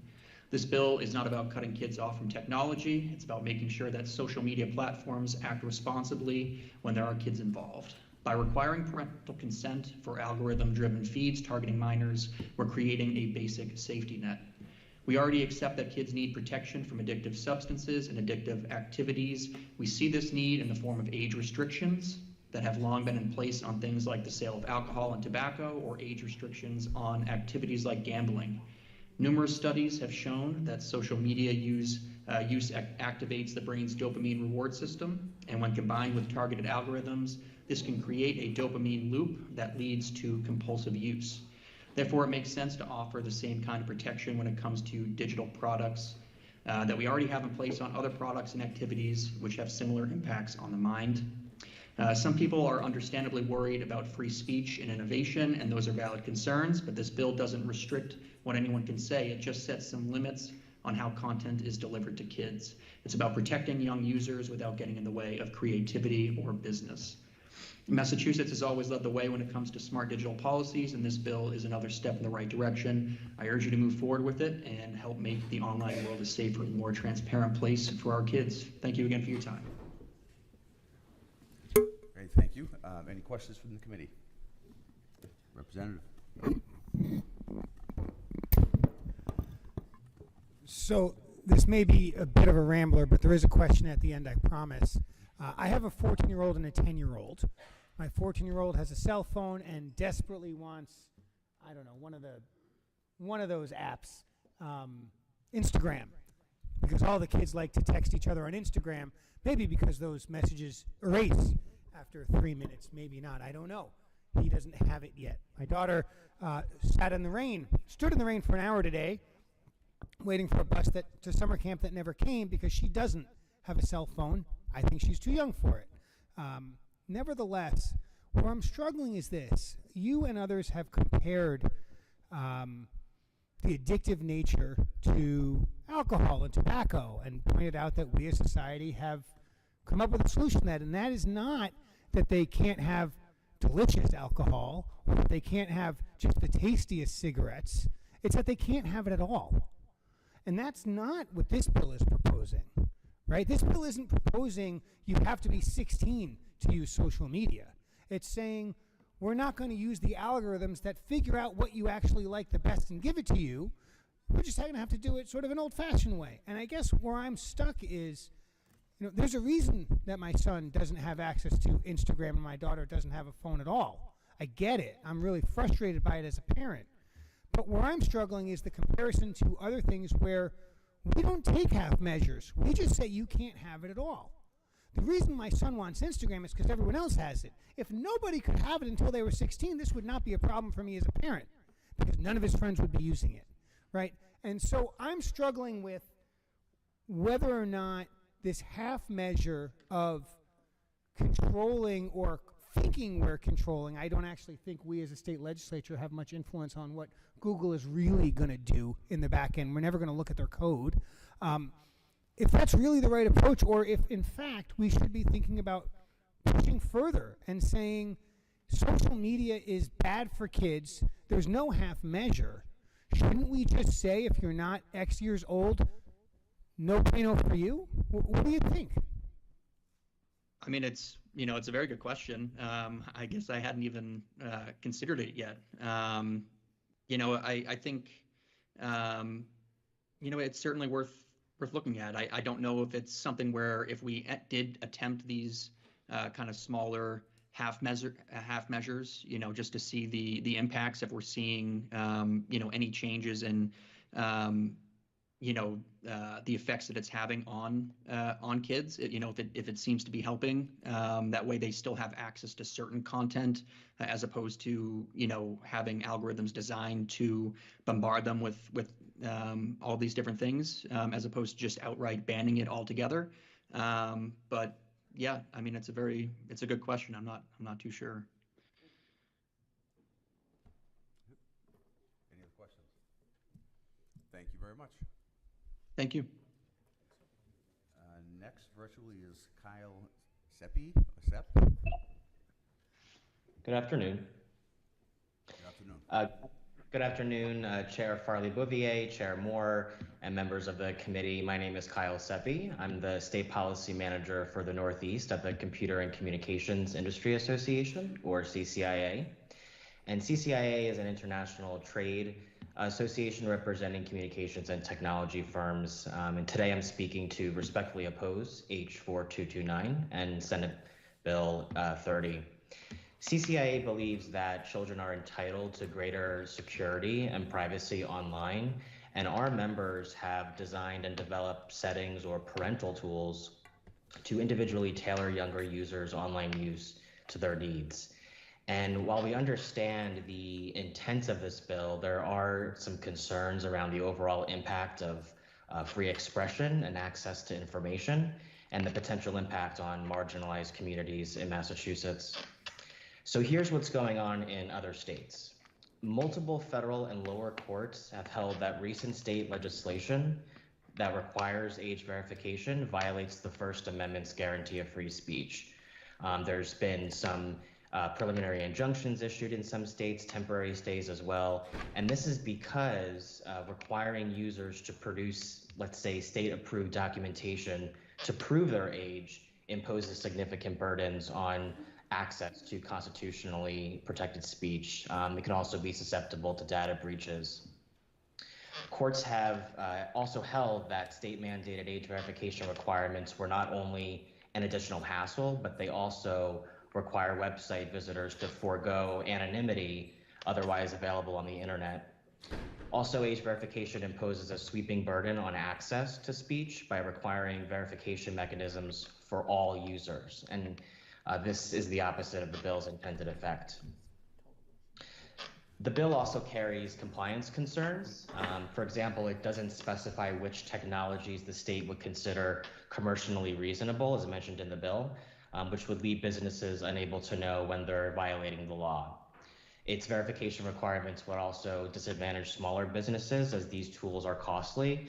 I did link a study in my testimony that addresses the impacts of costs for your reference. So if enacted, this bill will lead online services potentially to stop even serving users under 18 altogether, restricting their access to information and supportive communities. So what is the solution here? So CCIA believes that an alternative to solving these complex issues is to work with businesses to continue their ongoing efforts to implement mechanisms such as daily time limits or child-safe searching so that parents can have control over their child's social media use, but also implementing digital citizenship curriculum in schools. And I can share some of those state bills as well for your reference. I know I'm out of time, but thank you for considering the comments, and I look forward to working with you throughout this process. Thank you. Any questions? Mr. Chair, the gentleman referred to multiple states that have issues with the bill. Could he name some of the states just for our research, please, that he referred to? Absolutely. So, for example, in March of 2025, an Arkansas federal court invalidated a state age verification law, which required users to produce state-approved IDs. There's also been a preliminary injunction in the Georgia federal court, and some of the states that have been paused, I think other witnesses have mentioned California, Utah. Those bills, very similar to Massachusetts, require age verification for social media, and the issue of free speech has, or the First Amendment has been raised as a serious concern. That's causing the pause for these measures. Good. Co-Chair? Thank you very much, Mr. Chairman. You have such patience with me today. Thank you for your testimony today. I do have a few maybe comments more than questions.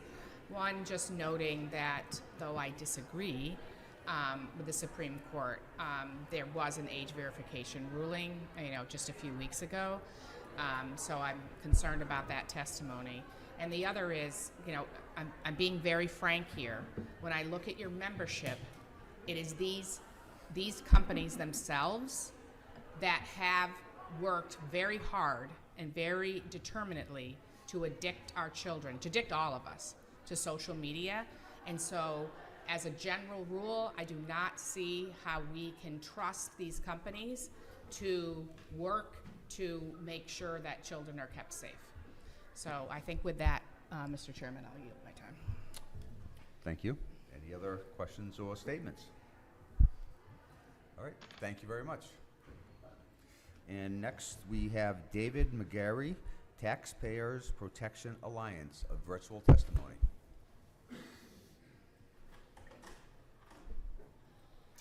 And I believe we are trying to quiet the crowd down outside. Good job. No fun of any kind. So now you know what we sounded like before. Is David? Hello. Okay, David. Thank you very much. Go ahead. Thank you so much for having me here today. My name is David McGarry. I'm the research director at the Taxpayers Protection Alliance, a nonprofit that works to inform legislators and the general public about the effects of regulation. I should begin by stating unequivocally that protecting children in every context is a fundamental duty of the government. On the other hand, I urge you to remember that with good intentions, but without proper execution, we often produce quite flawed policies with quite dangerous consequences. I think this is the fault of Senate Bill 30 and House Bill 4229, the mismatch of intentions and executions. By instituting a de facto age verification mandate, these bills would require users of all ages to offer up substantial amounts of sensitive personal data to tech platforms and third-party verification services, which are both vulnerable to hacks and data breaches, and this would simply be as a precondition to accessing the basic conduits of free speech online.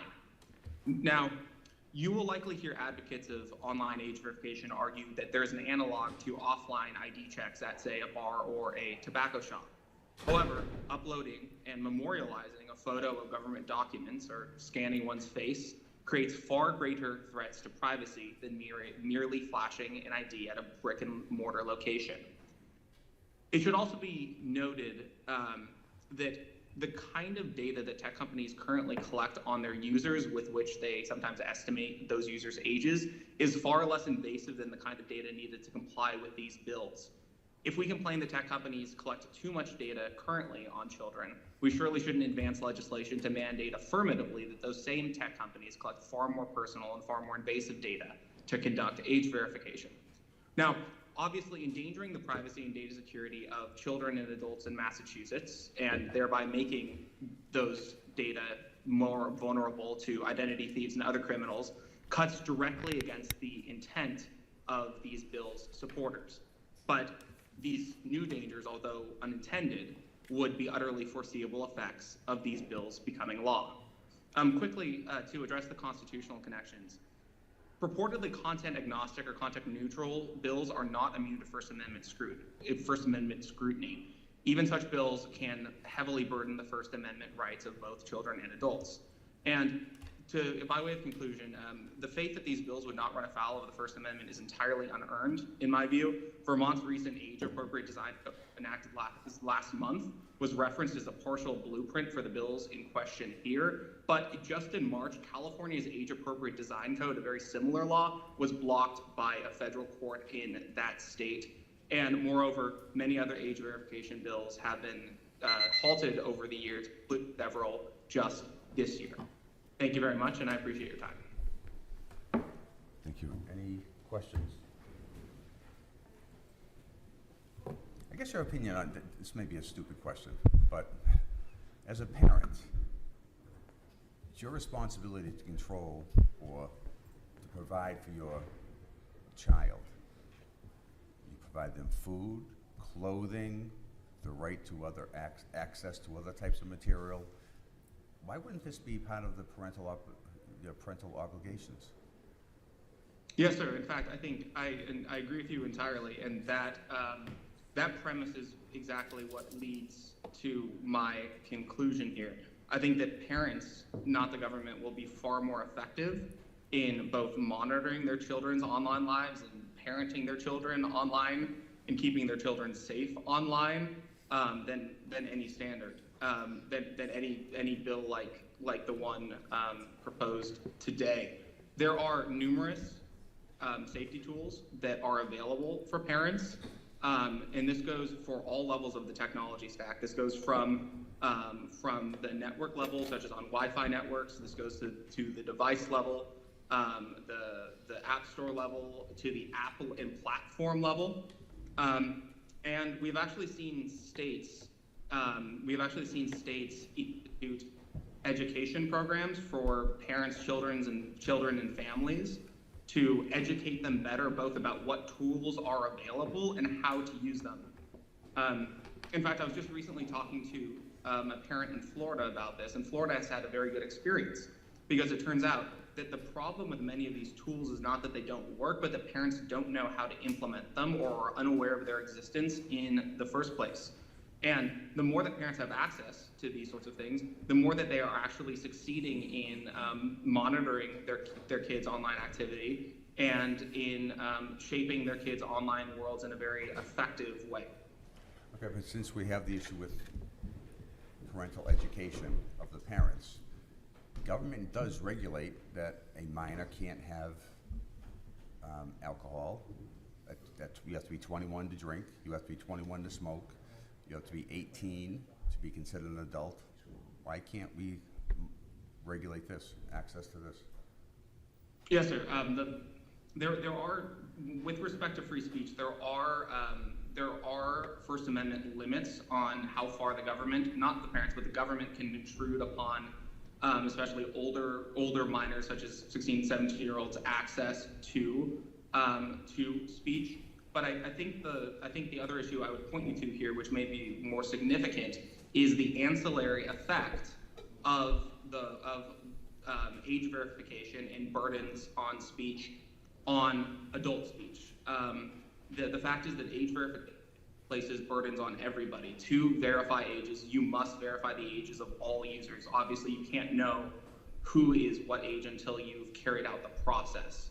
And so bills such as these would require adult users to submit very sensitive personal information simply as a precondition to getting online and engaging in basic First Amendment protected activities such as finding news, engaging in online discourse, and all of the other sorts of things that we consider to be core First Amendment protected speech.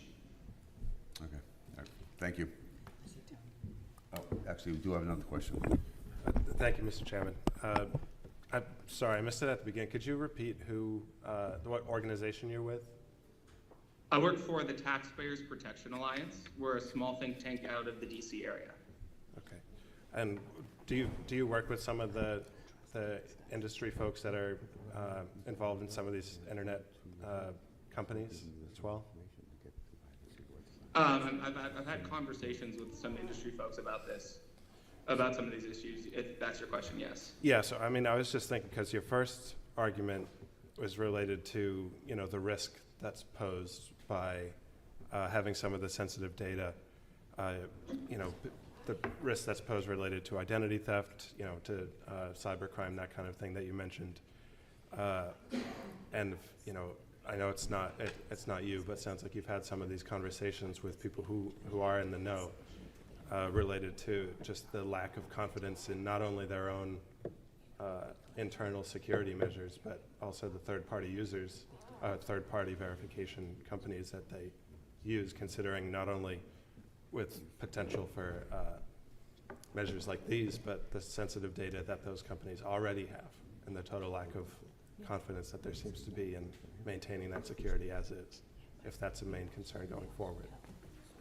Well, I would say I agree generally with your factual portrayal. I would say I didn't get those. I didn't base my comments on any opinions of any of the industry or any of the tech companies. It's just been it's been widely and publicly reported that everyone from big tech companies to third-party agent identity verifiers, even to state and local governments and federal agencies routinely experience hacks and data breaches.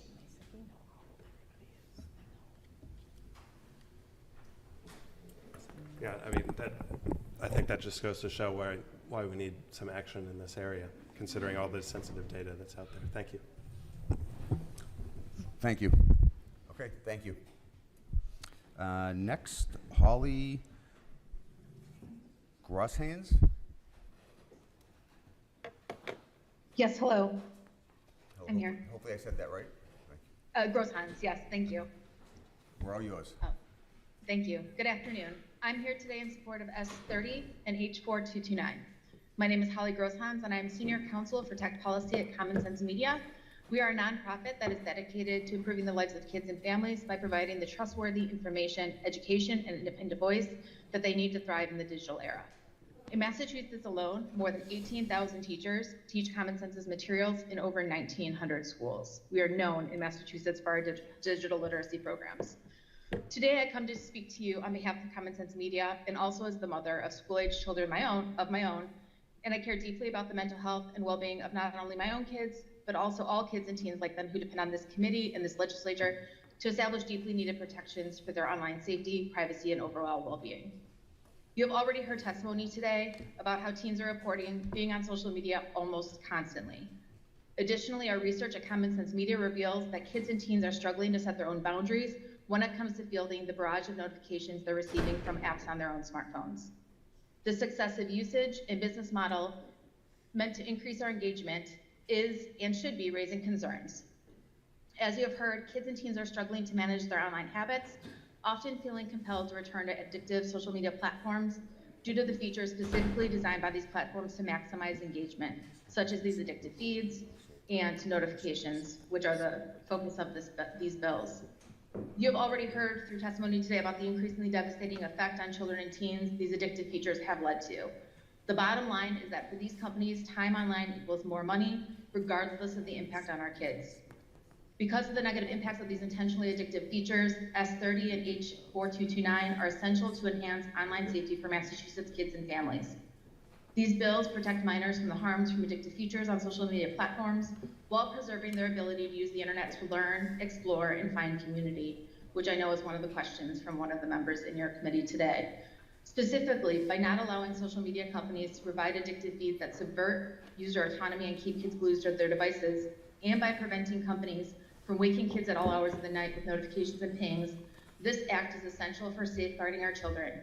As you said, Madam Chair, we cannot trust these companies to keep our kids safe. The people of Massachusetts are actually depending on this committee to do that. Ms. Bernstein from EPIC has already eloquently addressed the response to industry claims about the First Amendment and age assurance challenges to this law. In the interest of time, I adopted her response to this issue. But lastly, I want to mention that if this act becomes law, the Bay State would be in good company, as both New York and, has been pointed out, California have taken similar steps in 2024. In the absence of federal action to safeguard children online, it is critical that Massachusetts joins these other states in passing this legislation. We strongly support S30 and H4229 and ask that they be reported out favorably. And I'll also be filing written testimony to supplement my testimony provided here today. Thank you for your time. Thank you. Any questions? All right, great. Thank you very much. All right, thank you. Next, Haley Hinkle. Hi there, good afternoon. Thanks so much. Yeah, my name is Haley Hinkle, and I am Policy Counsel at Fair Play. Thank you to the chairs and the committee for the opportunity to speak today. Fair Play is a Boston-based national nonprofit dedicated to children's online safety and well-being. In the interest of time, I am going to forgo some of my pre-prepared remarks and just sort of respond to some of the conversation that's been going on this afternoon in reference to Bill S30 and H4229, which I'm speaking in favor of today. I very much support the comments of my colleagues at Common Sense Media, EPIC, Mamas, and others who have spoken about the business model, the issues at play here, and the dire need for action. I just want to respond to some of the concerns and issues that have been raised by some of the other witnesses, particularly those funded by industry. I really want to be clear about where this bill stands in the context of the First Amendment issues and arguments that we've been hearing on kids' online safety legislation over the past few years. Age verification is not, there's no requirement in this bill that you're going to have to give over your personal data. Again, Ms. Bernstein was very detailed in sort of what the rulemaking process can look like for the balance between protecting privacy and providing information. But the other thing I want to point out here is that if an adult does not want to participate in the age assurance processes that are established to be appropriate by the Attorney General, the consequence here is that they won't get an algorithmic feed and they won't receive notifications from midnight to 6 a.m. So I really want to be very specific about what the burden and consequences really are here, because I think that it is quite measured in comparison to the enormity of the problem we are facing. The other thing I want to point out, as we're talking about what kind of First Amendment activity we're really pointing to here and what opportunities are really affected, kids are not automatically receiving affirming posts, communities on a silver platter in their feeds. They're receiving what corporate companies have decided is going to keep them online the longest, keep their eyeballs there and generate the most revenue. And so these feeds are not in and of themselves some kind of First Amendment net positive. I just want to be clear about that too, in terms of, someone mentioned finding news, engaging in discourse. Nothing about not receiving algorithmically recommended content affects your ability to do that online. To the contrary, we know from lawsuits like those being litigated by Attorney General Campbell that these companies are choosing profit over what's beneficial to a child in their feed every single time. And so, they've made infinitely clear they're not going to do the right thing on their own, and we urge Massachusetts to continue its great work in protecting kids online and joining the ranks of these other states that are implementing common sense protections. And I'm happy to talk about these issues further, and thank you for your time. Thank you. Any questions? Thank you very much. Next, we have another virtual, Zachary Lilly.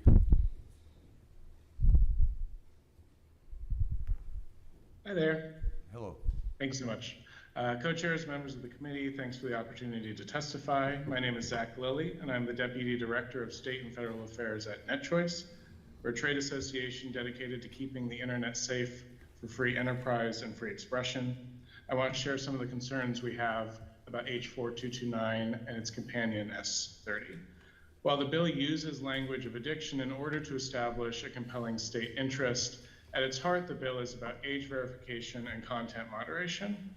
The goal, while well-intentioned, is to impose onerous requirements in order to shift private content moderation practices of businesses and expression habits of private users. Both of these goals violate the First Amendment. NetChoice is actively litigating these issues at the state level. I've been sort of doing backflips for the past hour because all of the cases that have been discussed are NetChoice's own cases. Just a month ago, Arkansas and Ohio had their social media age verification bills permanently struck down by the U.S. District Courts as unconstitutional. Those judges found the age verification is violative of users' First Amendment rights to access lawful speech, and attempted content restrictions are violative as well. They represent the government deputizing private platforms to become censors of the state. Algorithms are the way platforms can express their protected editorial discretion. Ironically, creating burdensome regulation around when algorithms could be used would be disastrous for children's online safety. Without an algorithm, you're left with a randomized feed, which would greatly increase the likelihood of young people seeing developmentally inappropriate content. This bill would also prevent the promotion of new content that a user is not already familiar with. Right, it's not always necessarily the most nefarious content, so that would particularly harm the small creators and businesses and benefit the largest incumbents who are already on the platforms. We're appreciative of the sponsors' intentions and agree more needs to be done to keep kids safe online, but violating platform and citizens' First Amendment rights isn't the way to go about it. We respectfully oppose. Thank you. Any questions? Thank you. Now the long-awaited testimony from Mass Access. Come on, David. I wonder what bill you're testifying on.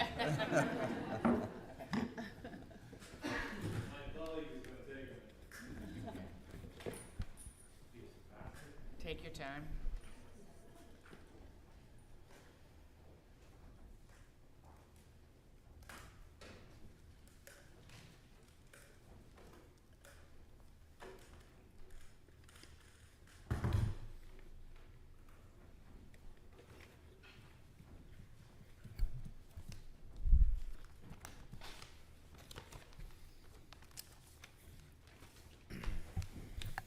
Good afternoon, chairpersons and members of the committee. Just announce who you are, please. Yes, my name is Rob Chapman. I am the executive director of BevCam in Beverly, and I also serve on the board of directors and as clerk of Mass Access. I'm here to voice strong support for H106, H91, and S41, bills that aren't just about funding media, they're about preserving public trust, access, and civic inclusion. Across Massachusetts, community media centers are on the front lines of democracy. We don't just film meetings, we connect residents to their schools, town halls, zoning boards, and elections. We make government visible and participation possible. But our foundation is cracking. In the past 2 years, WCCA-TV in Worcester has lost $287,000 in cable revenue. Focus Springfield has lost over $143,000. HC Media in Haverhill is down more than $116,000. And it's not just dollars, it's impact. As one director put it bluntly, we are expected to do more with less. Another added, the continuing drop in our cable television revenue has caused us to cut staffing. Fairhaven TV said, we've seen a steady decrease due to customers switching from cable to streaming. That's the shift that this legislation directly addresses. H106, H91, and S41 do what common sense and fairness demand. They ask streaming companies using our public rights of way to contribute to the civic infrastructure that keeps our communities informed. These aren't taxes, they're compensation for using public assets, just like cable companies have paid for decades. And unlike vague state-level funding, these bills direct funds to PEG centers where they belong. They also restore fairness over time. Winchester's Media Center notes that their best year was 2017, over $438,000 in support.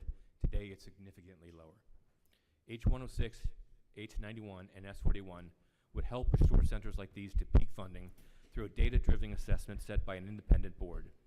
We are not asking for charity, we are asking for continuity, for the ability to provide or to continue providing accessible, nonpartisan, hyper-local coverage of government and community life. When a parent can't attend a school committee meeting, they watch it on our channel. When a senior can't leave home, we bring the town to their living room. When elections happen, we're the only place to find unbiased local information. This is what's at stake, not just programming, but public connection. On behalf of community media centers across Massachusetts, I urge you, support H106, H91, and S41. Help us to keep democracy visible. Thank you for your time. I'm going to go with the short version. David Gauthier, the president of Mass Access, here to speak, as you probably predicted, in support of H106, H91, and S41. You may have heard the argument that this legislation, if passed, would result in a windfall for community media, more than we could possibly need. The reality, though, is that a recent informal study by the Department of Revenue shows that funds collected through this bill would merely make up for what we've already lost from declining cable franchise fees, and would hopefully sustain funding as these fees continue to decline. This isn't about excess, it's about survival. Another perception is that this bill would burden your constituents financially, There is no law that I know of requiring companies to pass this cost down to consumers, and more importantly, if community media does not force change to its funding structure, the cost will shift to municipalities, placing that burden on all Massachusetts residents, not just those who utilize streaming services. Like many municipal services, community media works in the background and receives very little fanfare or notice until it's not there. The entertainment industry has certainly evolved over the years, yet the perception that community media has never experienced growth persists. It's unfair and it's ill-informed. We're not asking to reinvent the wheel. The system exists, the work is necessary, the impact is real. This is a simple change to the law to reflect changes in technology, so I respectfully urge you to support the passage of this act for the benefit of the people and the communities that we all serve. Thank you. Thank you. Representative? Good afternoon. Thank you for your testimony today and for the work that you do. You know, as you said, the cable subscribership and viewership is going down, which is having an impact on your bottom line. But I wouldn't be surprised if a lot of your members, including you know, a lot of our relative community stations, have actually seen an uptick in some of their subscribership or viewership in the various platforms. Because, you know, I can speak to at least Falmouth, Martha's Vineyard, Nantucket community TVs have been really innovative in the way that they reach people, not just on cable, but on the internet, on social media, and basically an all of the above approach. So I'm wondering if Mass Access has any specific numbers related to increase in access and viewership of community content? It's hard to say because we don't have access to any numbers on cable.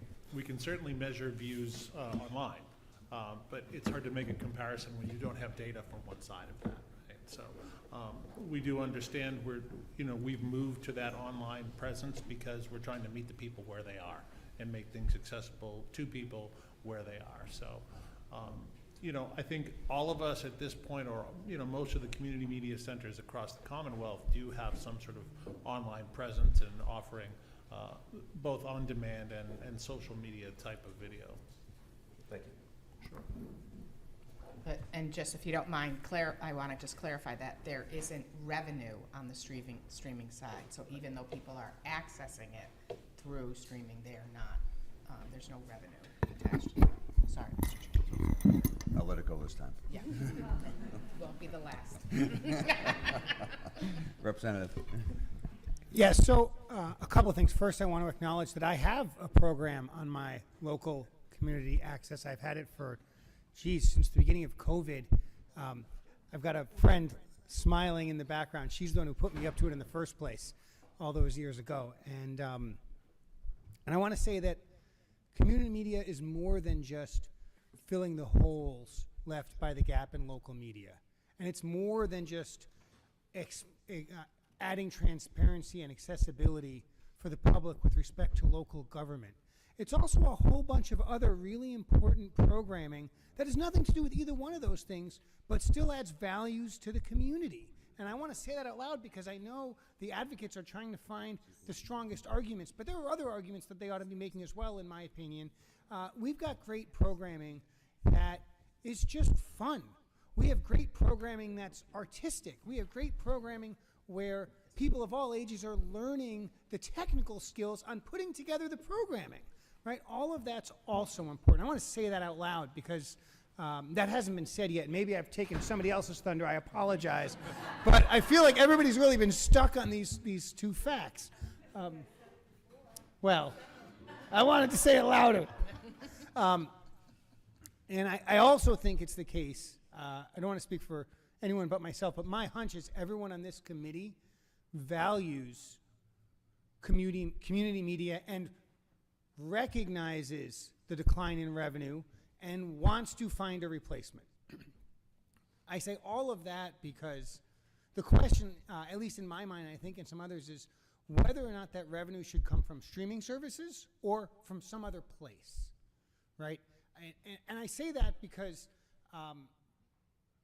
you know, the focus has been on why this is important and keep saying it until everybody agrees. But I think the people on this side of the room do agree, right? I think we need to think carefully about what the right source of that revenue is. For example, instead of streaming, what if we tax the ISPs themselves, right? If I don't have any streaming services because I watch it all on YouTube for free and I watch my Brookline Interactive Group programs on YouTube for free, I'm not generating any of that revenue, even though I am actually consuming those services because I'm using the internet, right? Whereas someone else might have 6 streaming services because, you know, they got to have the Disney Plus and they got to have the Max, now called HBO Max again as of today, I think, right? And they got to have the Hulu and they got to have, right? So my point is simply that I think it would be healthy for us to talk about different opportunities for revenue rather than be stuck on streaming, because I think there's an interesting conversation to be had about different sources of revenue. And my guess is most of the folks here, if we told them we're just going to write you a check from the legislature every year, y'all would be like, thanks, and go home. It's not that you want to tax streaming, you want the money, right? So let's have a conversation about where the money should come from. It doesn't need to come from streaming. It could come from somewhere else. And I think that would be a conversation that I would like to have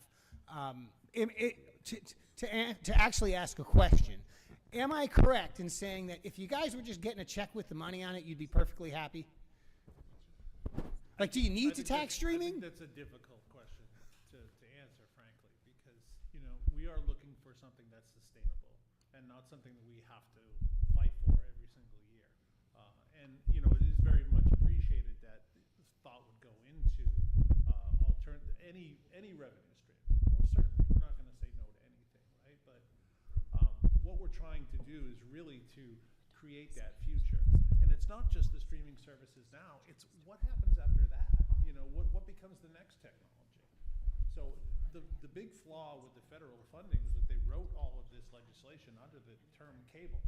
And from day one, those cable companies have been trying to shirk those duties. So, and municipalities have been keeping some of the money for themselves instead of passing it along. Like mine, for example, not to name names. Well, that is their right to do so. Yeah. Thank you. Thank you. Any more questions or statements? I asked a question. No, okay, all right. I don't want to lose control of you guys. That's all. These House members are really So, not to throw a shot, but unlike our colleagues in Washington, we're not trying to defund public access. So, appreciate you. Thank you very much. Thank you. Elizabeth Dion.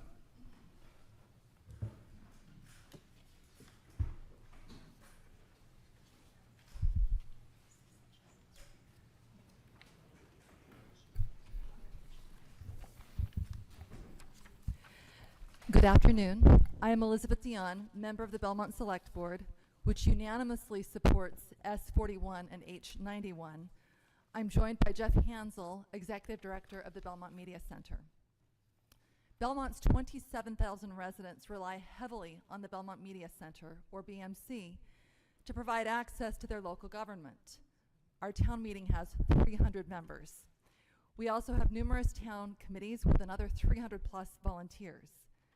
BMC is the media and communications hub for our government, schools, civic organizations, businesses, and the public.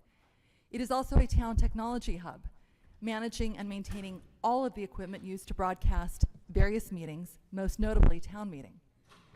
BMC is scrappy. Despite the reduction in cable TV franchise fees, it has expanded services through innovation, fundraising, and community volunteers. 3 days ago, my colleagues and I approved an agreement to move BMC operations into our new public library, again reducing BMC's annual expenses. But we need this bill to ensure BMC's long-term viability.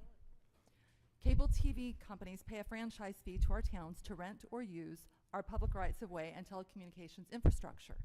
And those fees come back to our towns to sustain community media centers. However, our laws and regulations have not kept pace with the evolving market for content delivery. We hear of people cutting the cord, but that's not really what's happening. Many of us use streaming services such as Netflix, Hulu, or Amazon Prime. These streaming companies are using the same public infrastructure, and they are using it for free. That is not fair, and it degrades local government's ability to communicate with our constituents. Belmont's operating budget is tight. Despite passing an $8.4 million operating override last year, we continue to cut town staff. We don't have the money to cover lost franchise fees. Is this bill a new tax on consumers? In my opinion, it is a usage fee for public rights of way. It is a cost of doing business in our state, just as franchise fees are. What about the threats to raise rates on Massachusetts customers? First, streaming services will raise their subscription rates to the level the market will support, regardless of this bill, which adds a small fraction to their cost of doing business. Second, this bill is good public policy. It fixes an issue which Congress has yet to address, leveling the playing field between streaming services and cable TV providers, charging them both for use of public telecommunications infrastructure. Finally, it is poor public relations to threaten customers over a small usage fee. If streaming services provide me with high-quality content, I will continue to pay for their services. This bill is an efficient and elegant solution that tackles the problem it is intended to solve, directly supporting community media centers across the Commonwealth. I strongly encourage you to support this bill. Thank you. Thank you. Are you window dressing or are you talking? You're more than welcome to speak if you'd like.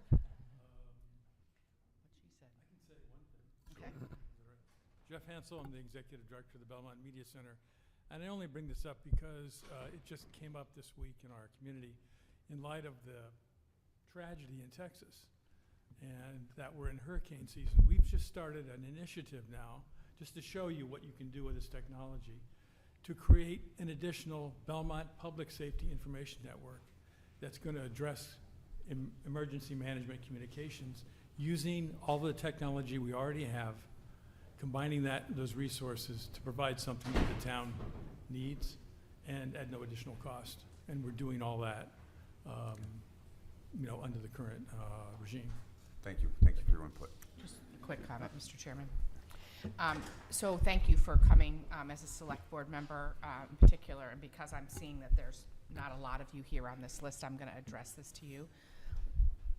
A missing voice in this is support from the MMA. And I guess I would charge you, since you're the one that showed up here, with garnering more support about that, because they're pretty wishy-washy about it, and I think that would make a difference. I did not know that. That is very useful information. I happen to sit on the board of WEMO, well, there you go. Women Elected Municipal Officials of and we're a subset of the MMA, and I will take that back to my colleagues. Thank you. Any questions? Well, we have one more. I'm going to just take the privilege, and this pains me as a Watertown resident to say, but I have to say Belmont Media Center has done great work. Hear, hear. And you forgot to say that you were, and I didn't realize you're moving to the new library, which looks fantastic. As we drive by, it looks like it's going to be fantastic. But a great meeting space, community meeting space, and a resource beyond just the work that you guys do, you know, behind the camera and in front of the camera. But having that space as a resource for the community has been something that even across Belmont Street, I have taken note of. So thank you for the work that you do, and I apologize for not asking a question. Thank you for your statement. Thank you very much. Next we have Peter Padula, Town of Chelmsford. Oh, virtual.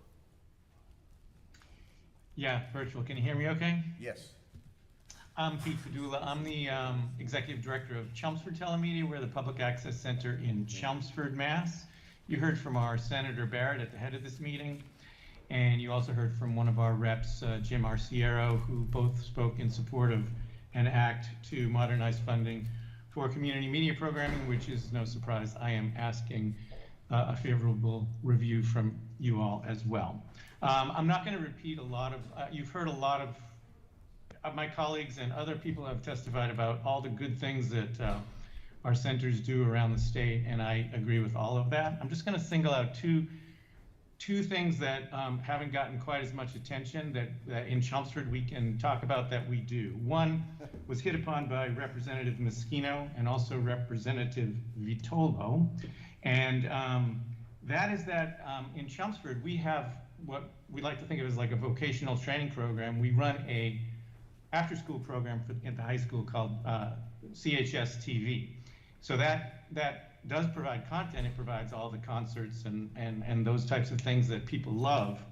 But what's more important about that is staffed by students, and they learn a ton of skill, a lot of skills in working together to create these live productions. But what I'd like to emphasize is that I just have a short list of students that have come through our program and the jobs that they now hold today. So I'll just give you their titles. One is Senior Technical Lead in Global Production at Apple Music. One is a broadcast engineer at WCVB Channel 5 in Boston. Another is an engineer in charge at Game Creek Video. If you don't know, they make the trucks that go to the Garden, NFL, all these sporting events, the mobile production units, which we have one that they trained on, that woman trained on. Head of Arena Operations at Bentley University. That's all the video boards and stuff for the sporting events.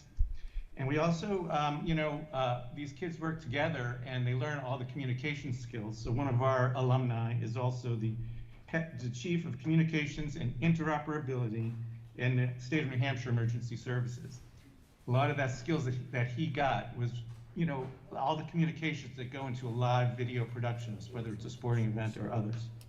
So I just wanted to point that out because I do think it's we've seen in Chelmsford 22% loss in funding, and so if we were to cut out this TV program, it would kind of cut my heart out to have to do that. So thank you for your support, and thanks for listening. I hope you give it a favorable recommendation. Any other questions? Okay, thank you. So by temporary power granted to me today by the gavel, I am going to create a panel, unbeknownst to them. Sean Sayre, who is going to be virtual, and we're going to have Sam Pasquale from both of Pittsfield, and I'm hoping you are of the same opinion. So if you want to come up and testify, and if Sean wants to come on virtually. We're actually advocating for two different bills. Oh, you two, okay. So I don't know if. Well, go for it. Okay. So Sean first. Yep. Okay. Good afternoon, Chair Farley Bouvier, Chair Moore, and honorable members of the Joint Committee. My name is Sean Sayre. I'm the Executive Director of Pittsfield Community Television. Pittsfield, close enough to hit New York State with a rock, and occasionally we like to do that, especially when we have to spend 5 hours and 20 minutes on the turnpike getting to the State House or a Red Sox game. I think you can identify. Thanks for this opportunity to give testimony in favor of House Bill 106, House Bill 91, Senate Bill 41, an act to modernize funding for community media programming. I last testified to this committee 2 years ago in support of a similar bill. In only 2 years since that testimony, we have lost 12.4% of our cable revenue due to cable cord cutting. For us, this equals $87,529. The losses are accelerating and the pain is here now. Because of this, we had to eliminate 1 full-time employee out of 7 on our staff. That's while inflation is increasing our expenses. Health insurance costs are going up 12 to 14% per year, and employees still need cost of living raises to pay their own bills. We simply can't keep up with this. And I'm hearing from other centers across the state that they are downsizing, closing buildings, selling off equipment.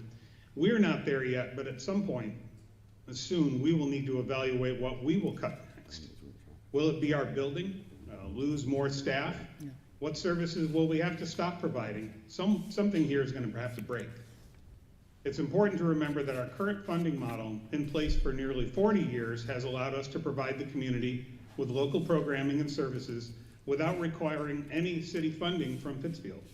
It's built on the fair principle that a company using the public's right-of-way should compensate the public for this use. And now that streaming has overtaken cable as the way that most people get their information and entertainment, something that we've also participated in as well, I ask that you take this step now to modernize the way these local services are provided and funded. It must be done at the state level. Going forward, without modernizing the funding, cities and towns will be faced with a hard choice: either pay for it with taxpayer funds or lose the services entirely, and this will lead to what I believe is a very uneven and inequitable distribution of local information, where wealthy communities will be able to afford to pay for it, and poorer and rural communities will be without it. We've been creative with our own fundraising efforts trying to make up for these cable losses, but we can't bake sale our way out of this. At some point, there needs to be a predictable and reliable method to fund our local programming, the impact of which is felt right here in Pittsfield. And doing some quick math, it's obvious to me that the revenue generated from streaming won't fully replace the cable revenue, not even close really, but it will be one tool that we can use to stay in business and be true to our mission. So I ask for your support on behalf of our organization and our Pittsfield community, and thank you. Okay, thank you, and stand by until after the next testimony in case there's any questions. Sure. You're up. Okay. My name is Samuel Pasquale. I'm the digital navigator at Pittsfield Community Television, and thank you so much, Representative Farley Bouvier and Chair. Sorry for that 5-hour ride. It's okay. I'm actually here on a different bill for H100 for digital navigator credentialing, but I am housed at Pittsfield Community Television, and again highlighting the great amount of resources that media centers can provide. But I'm here to speak about credentialing because as I have worked in the past 5 years as a digital navigator in my community, I have a lot of trust in being able to provide all kinds of services to my community where technology is confusing. I worked in my church to be able to help anyone who needs help with their technology, and now I'm at Pittsfield Community Television doing the same, offering digital skills classes, providing people with devices, helping people navigate what are affordable internet connection options, whether it's cellular or home internet. But I'm lucky enough to come from a place of trust. I came from my church, and I also have a background as a certified ethical hacker. I worked in government, pen testing, companies, and I have a lot of trust within banks, having worked to provide the security training for staff. But there isn't currently a lot of credentialing for people doing the digital equity work that has been widespread all over the country. And I think that it's really important that we have more people that are credentialed for this. And this commission that is going to be created under H100 would help create that, that framework for creating credentialing for digital navigators. And I think that the work that we do with being able to dispel a lot of misinformation that can be, a lot of the bills that you guys are currently reviewing regard a lot of safety online, and a lot of that involves things with misinformation with AI. And I currently work a lot with the Sheriff's Department, with the District Attorney's Retail Crimes Department to help spread information about how to limit scams. But overall, the importance of this work is that we are able to provide a career path for more people to do my work, because I'm one person in the county, but I've often heard that I wish there was more of you helping out my grandma, and this is a very timely and important bill. Tomorrow could be your grandma that gets scammed for $10,000. It's not something that is a theoretical threat. It's something that needs to be done now, and there needs to be more of a career path for people interested in going into digital navigation. Thank you. Any questions? Okay, thank you both. Thank you both, really appreciate it. Next, I'm sorry. Representative Sabadosa.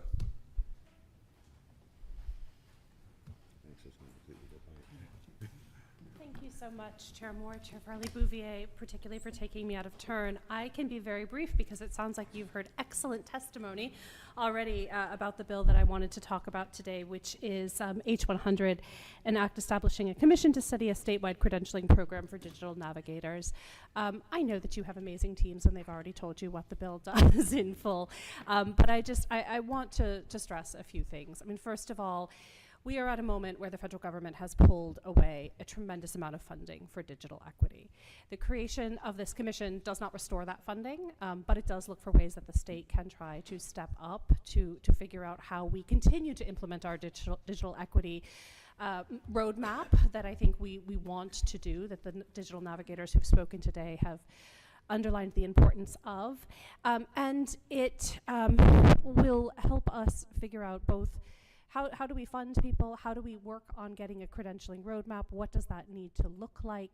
And it feels like, I think at this point, a very small lift with, again, just a commission of people together talking about how we move forward. I've come to this work because I've seen firsthand in my district the need for people to have someone to give them a little bit of help in figuring out how to navigate technology. And I hope that this committee, which is really a very lovely, friendly committee, will see that same importance to this issue and help move this bill forward for us. So I'm very happy to answer any questions, but I do want to let the digital navigators do the talking for me. Thank you. Any questions? Vice Chair Hawkins. They actually met with me before the hearing, which is good, because I need a slow description to understand it. We've had briefings, and we were happy to talk to you again. Well, no, the things that struck me is I'm thinking of a lot of healthcare now for elderly people is done electronically. You got to have your vitals checked a couple times a day, and of course the other things that the other gentleman from Pittsfield talked about. But also, this could have been in a couple different committees. It could have been in so many, but it ended up in the good one. But it seems to me, compared to some of the other issues we have with licensing, with being access to third-party payment, to a lot of things, this is a much lower bar. And to create a committee, I'm not generally in favor of committee, because that means it's not going to happen for a while. But to come up with a workable description seems important, because you're going to be looking for grant funding, you're going to be looking for funding in a bunch of different places to support what we understand is a very important role. But I think in this case a committee would be good to get it right. So yes. Thank you for your work on this. And I appreciate the comments. I think the legislature often gets criticized. We put together commissions, but I think that in this case, if you look at the composition of the commission, we've been really thoughtful about who's to be included, and that speaks to putting together a commission to do work, not to just write a report that sits on a shelf. We want, if the federal government is going to leave this work aside for the moment, the state of Massachusetts can and should step up. And I think there are other states that are similarly interested in doing that as well. So we should have good partners. Thank you. Thank you so much. Thank you. Thank you. Next, Alexander Lamach, who is in person. Hello, can everyone hear me? I guess you went to virtual. I am virtual. My apologies. I could not make it to the State House this afternoon due to a couple of meetings to cover today. Okay. But to the honorable members of the Joint Committee, thank you for taking time to hear my testimony. My name is Alex Marsh, and I am the Director of Hadley Media, which is a community media center that's municipally ran by the town of Hadley and the 5,000 plus agricultural community. Today I'm urging you to favorably pass H106, H91, and S41 and act to modernize funding for community media programming. We currently cover 15 plus municipal boards and committees, arts and culture programming, news business spotlights, Hobbs Academy, sports, and amongst other things. We have just finished drafting a municipal digital equity plan for the Massachusetts Broadband Institute, which will help guide us into bridging the town's digital divide and improve many lives in town. Because we are a municipal department of the town, we run a bit differently. Just like our nonprofit neighbors, we receive franchise fees from the cable company, but when it comes to taking in donations or wanting to monetize our YouTube channel, we simply can't because of legalities and mitigating any potential risks that could harm the town legally. We are strapped to our cable franchise fees, which will dwindle as subscribers continue to cut the cord. Next year, I project our YouTube subscribers to surpass 1,000, and our cable subscribers will dip below 1,000. That's half of all dogs in the town of Hadley. Not to mention that our cable provider, Charter Spectrum, is not offering cable to new subscribers or subscribers who want to upgrade. If you go to their website and you click on cable TV, you'll get more streaming options, or actually only streaming options on their website. So we will not have a chance for new subscribers to help with our bottom line. We need help to continue the important work that we do, and we need it now. We only have enough funding to last us until half of fiscal year 2028. For a small station, we are robust. The community appreciates our work, and I'm sure our community would be devastated to see its local institution go black. Hadley is a proud agricultural community. I'm sure you bought produce from time to time that was grown in Hadley without knowing. Some of our produce is sold to Boston Public Schools and Springfield Public Schools, which help many low-income families through generous state and federal programs. Well, more state now. I'm sure many don't worry about knowing where their produce comes from. However, we have to worry about where our community media, how long our community media centers have to survive, and what revenue we're going to get. I urge the Joint Committee to vote these bills as a committee favorably. Do this for our livelihoods, do this for our communities, do this for the greater good. I want to thank the Joint Committee for taking time to hear my testimony, and feel free to ask any questions about my operation. Thank you. Thank you. Any questions? I think you're safe. Thank you. Thank you. Next, we have representatives from Westwood Media Center, Urban Media Arts, and Westford Community Access Television. So please introduce yourselves as you speak.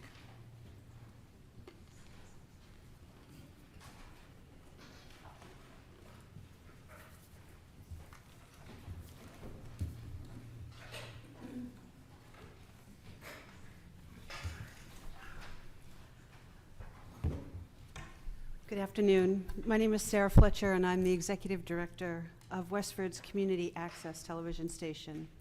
And it's a pleasure to be here. Thank you. Thank you for coming. We are facing an economic emergency.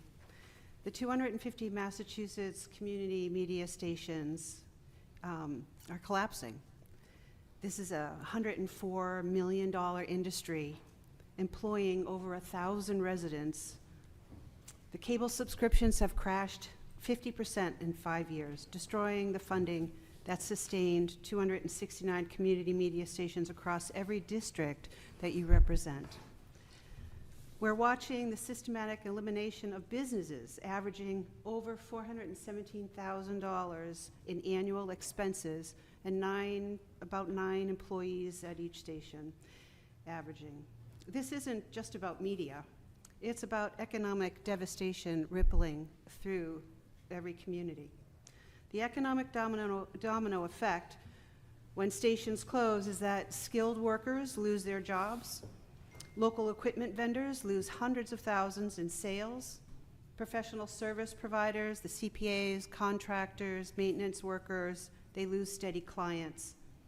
Property owners lose reliable tenants, and communities lose their economic anchors. The reality is we're losing everything.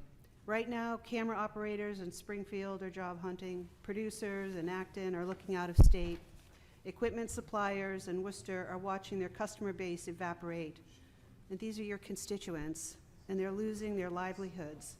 They're disappearing.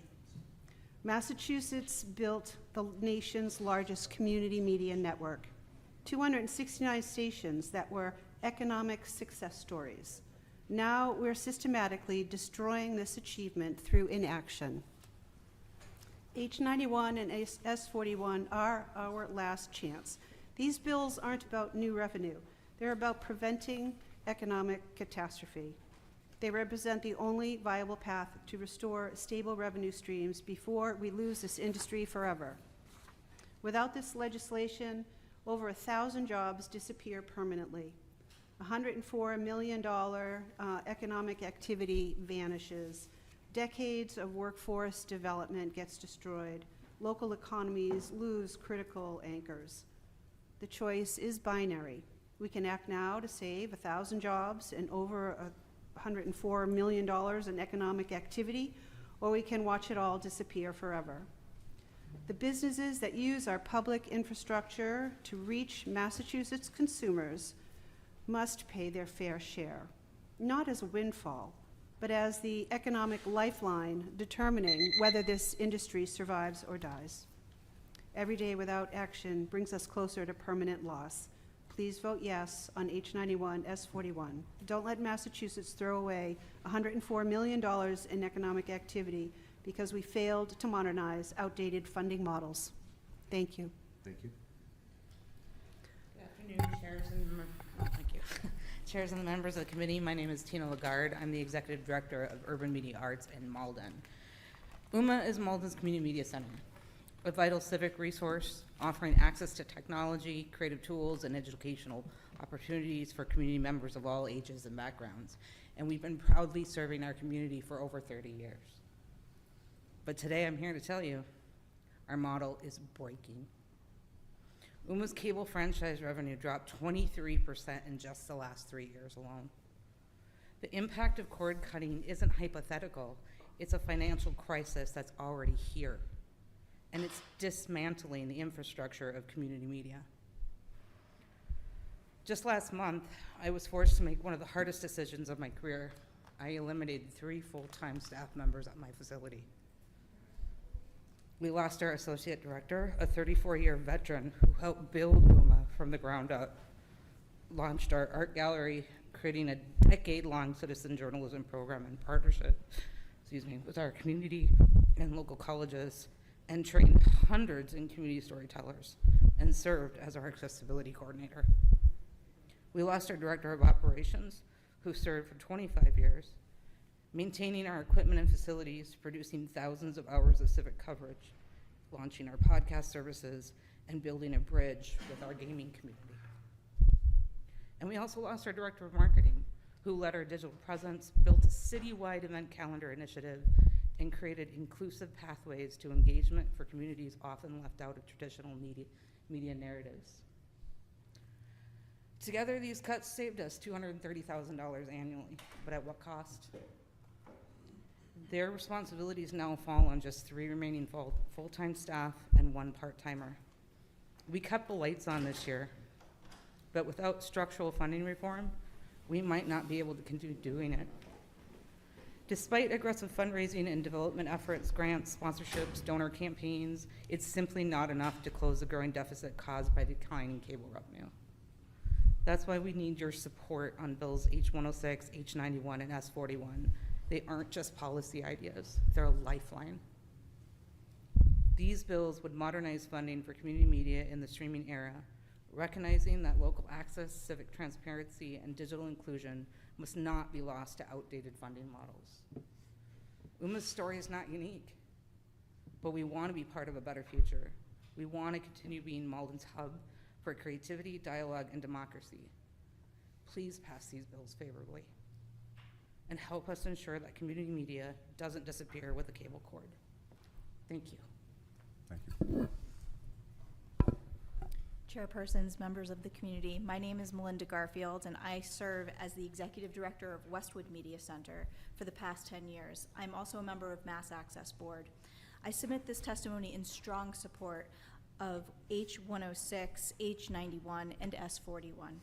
Westwood Media Center is a nonprofit PEG organization that serves the town of Westwood since 2007.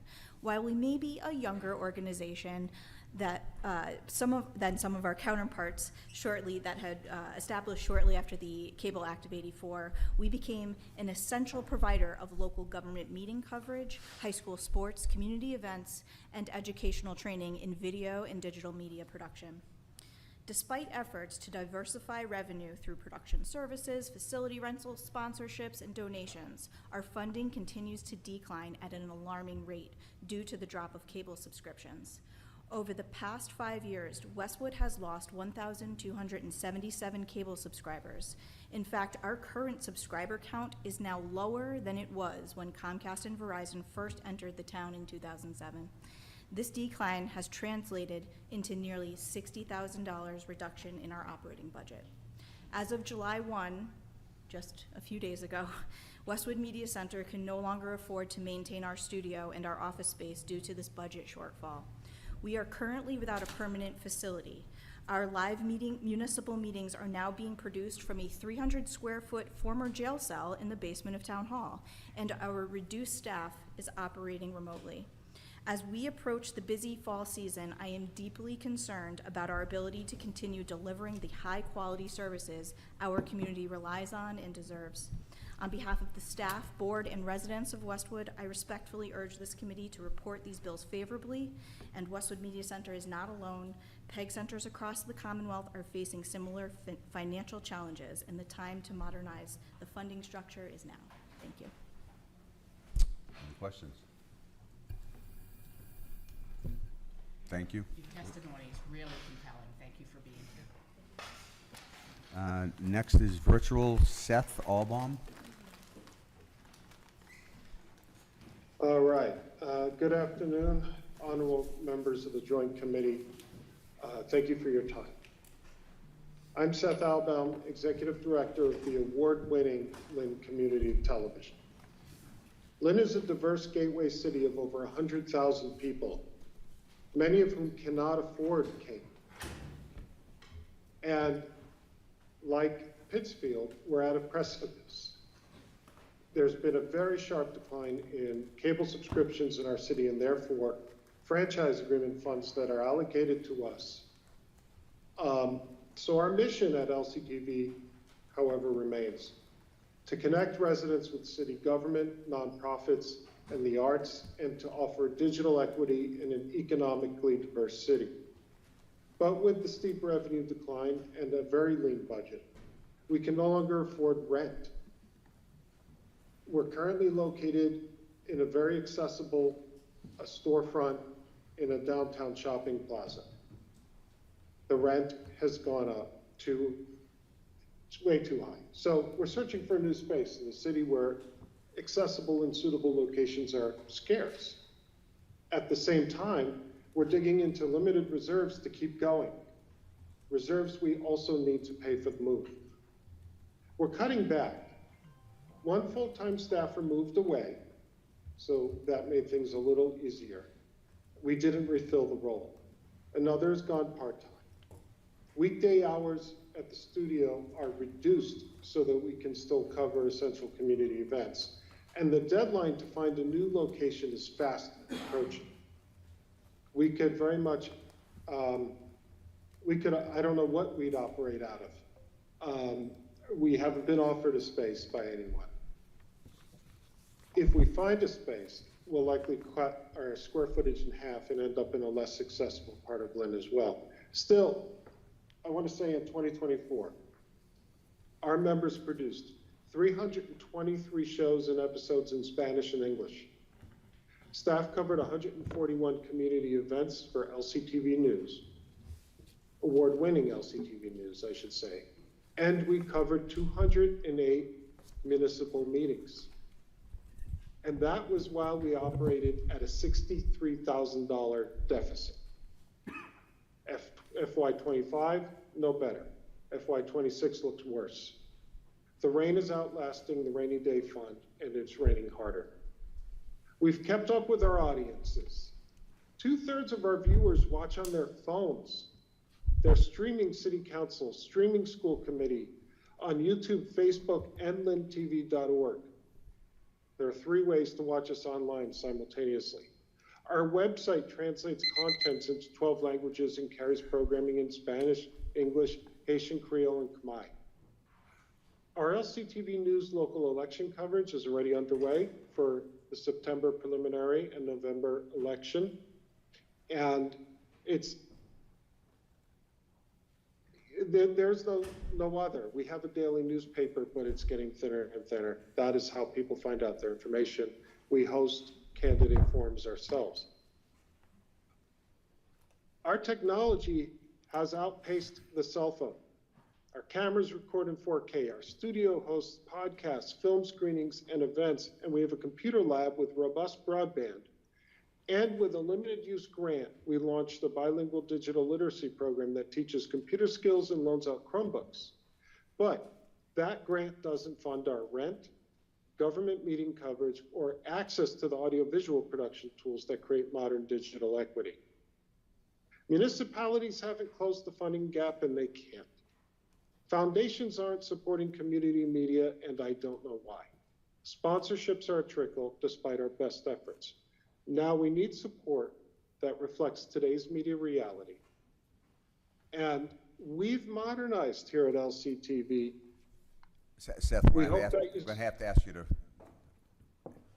hurry up. Sorry, thank you.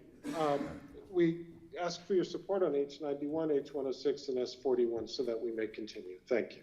Thank you. Any questions? No. Thank you very much. And next, we have a panel from Fitchburg Access Television and Focus Springfield. So just announce who you are when you speak. Thank you.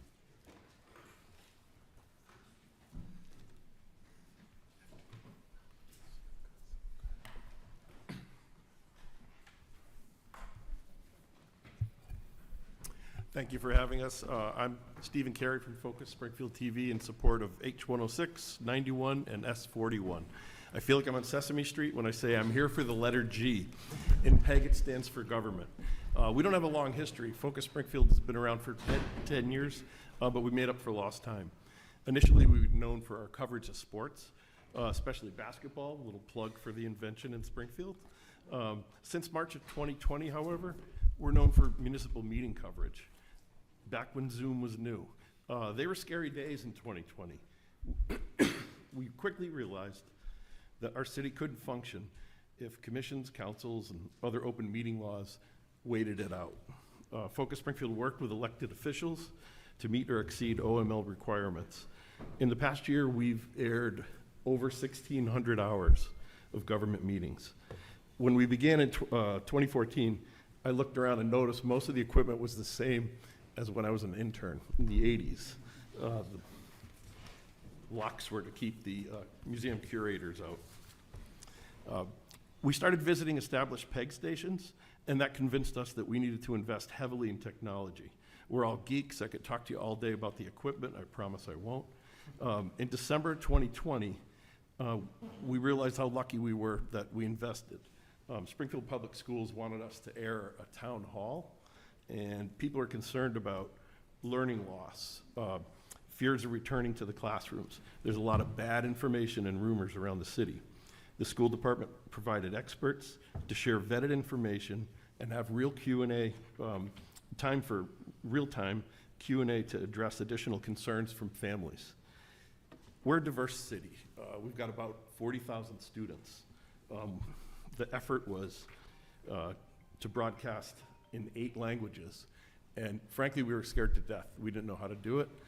We pulled it off, and it started something really big. Schools established support groups. They had interpreters work with families. Homework, health tips were delivered to homes. By the end of that school year, over 1 million meals were served to homes. The engagement continues today. In the 5 years since, those interpreters are able to be replaced by this great kind of system of subtitles. Shout out to State House News. I tell this story because engaging with these families was probably the most rewarding thing I've done in 40 years of television. Remote participation, live translations, they're all here to stay. The AI advancements in technology is absolutely amazing, but it's not cheap. In 2014, our annual budget was $1.2 million. We're down to about $550,000 now. I'm not asking you to vote in favor of this bill for me or for Focus Springfield, and really for all of us. A way to look at it is good government engagement in cities, towns like Springfield have to continue. We don't know what the future holds or how we need to communicate with our residents. And 10 more seconds, I promise, whether covering legislation, following a basketball team to state championships, or battling a pandemic, it's all important work, especially while local news is just waning. So I'm asking you to support it, not because it's nice, but I think it's necessary. Thank you. Thank you.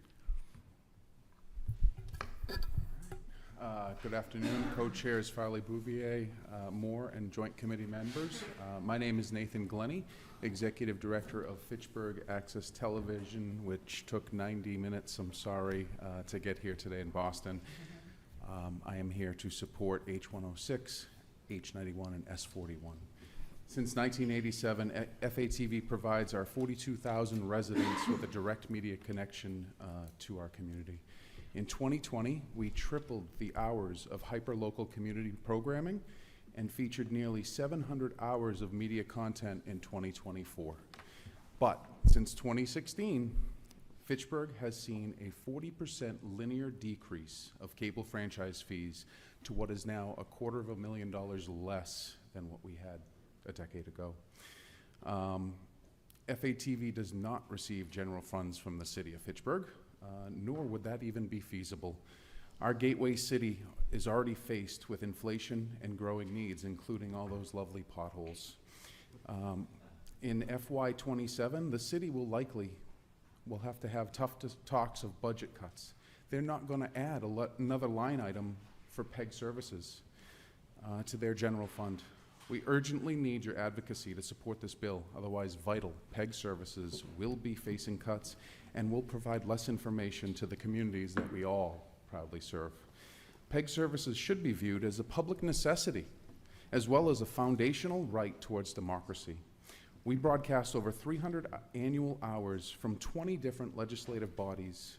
FATV facilitates a secure remote participation option for Fitchburg constituents.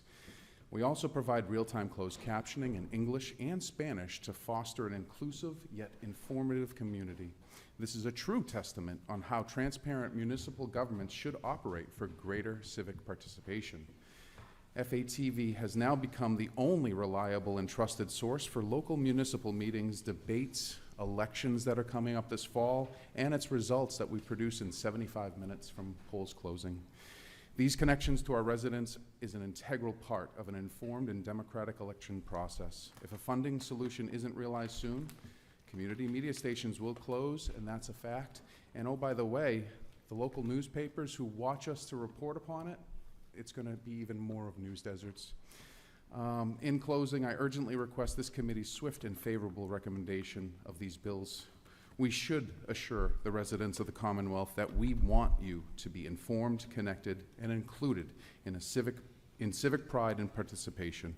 This bill makes sense for Massachusetts residents and why we need to get this bill across the finish line. Thank you for your time today, and I would be happy to answer any questions. Thank you. Thank you. Sandra Harris, Massachusetts Coalition to Build Community and End Loneliness. Very nice to see you again.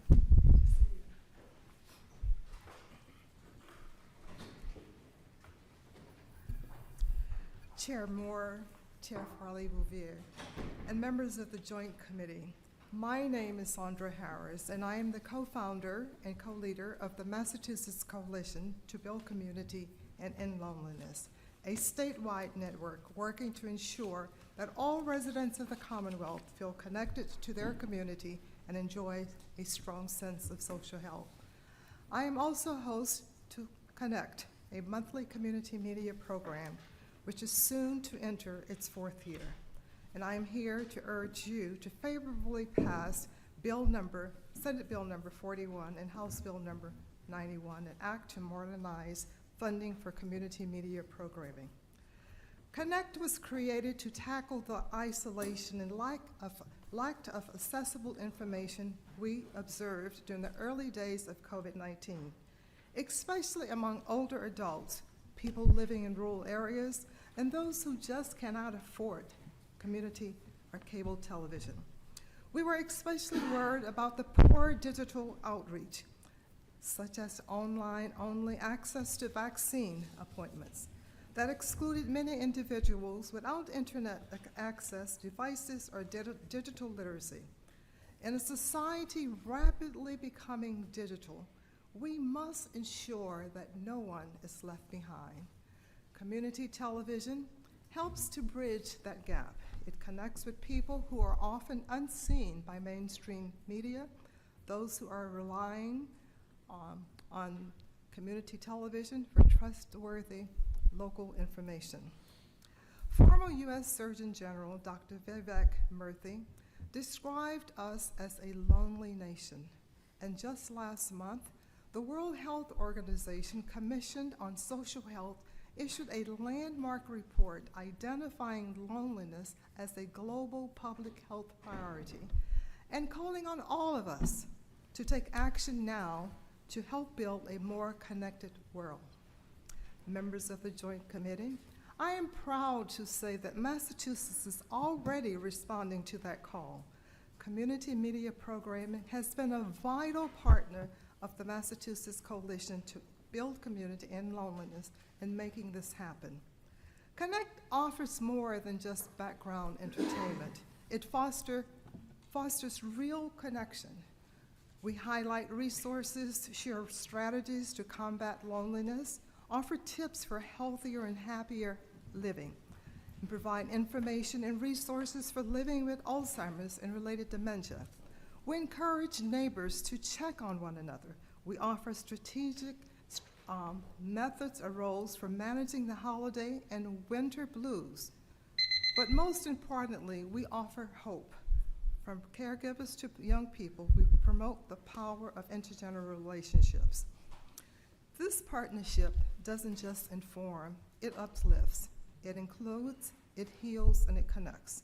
Please modernize funding for media programming. In doing so, you help to invest in public health and equity and in the kind of the Commonwealth where everyone is seen, valued, and recognized.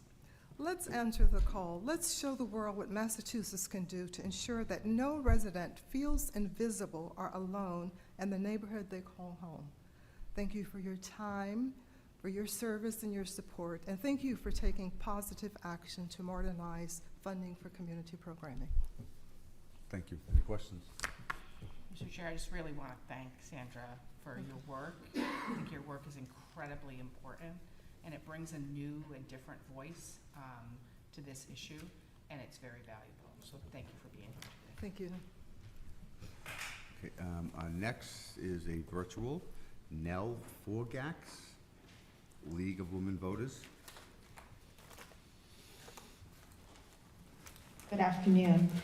I'm Nell Forgas, Legislative Specialist for the League of Women Voters of Massachusetts.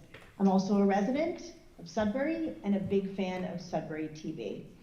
I would like to thank Chair Moore, Chair Farley-Bouvier, and the honorable members of this committee for the opportunity to speak today on behalf of the League and our 44 local leagues serving over 100 communities from Cape Cod to the Berkshires in support of H91, S41, an act to modernize community media funding. The League believes that it is of the highest priority that we secure the funding future, emphasis on secure, of our local community access stations. Many speakers today, including Representatives Machino and Scarsdale, members of this committee, and officers from Mass Access have noted the positive impact of these stations in our communities. The League concurs with the many important points that previous speakers have made. The League of Women Voters believes that democratic government and a healthy democracy depends upon the informed and active participation of its citizens at all levels of government, and that governmental bodies must protect the citizens' right to know. Your constituents rely on their local community access stations to stay informed and to participate in their local government. No one, not even those who work in local government, can attend every meeting in person, especially given that many meetings are scheduled at the same time.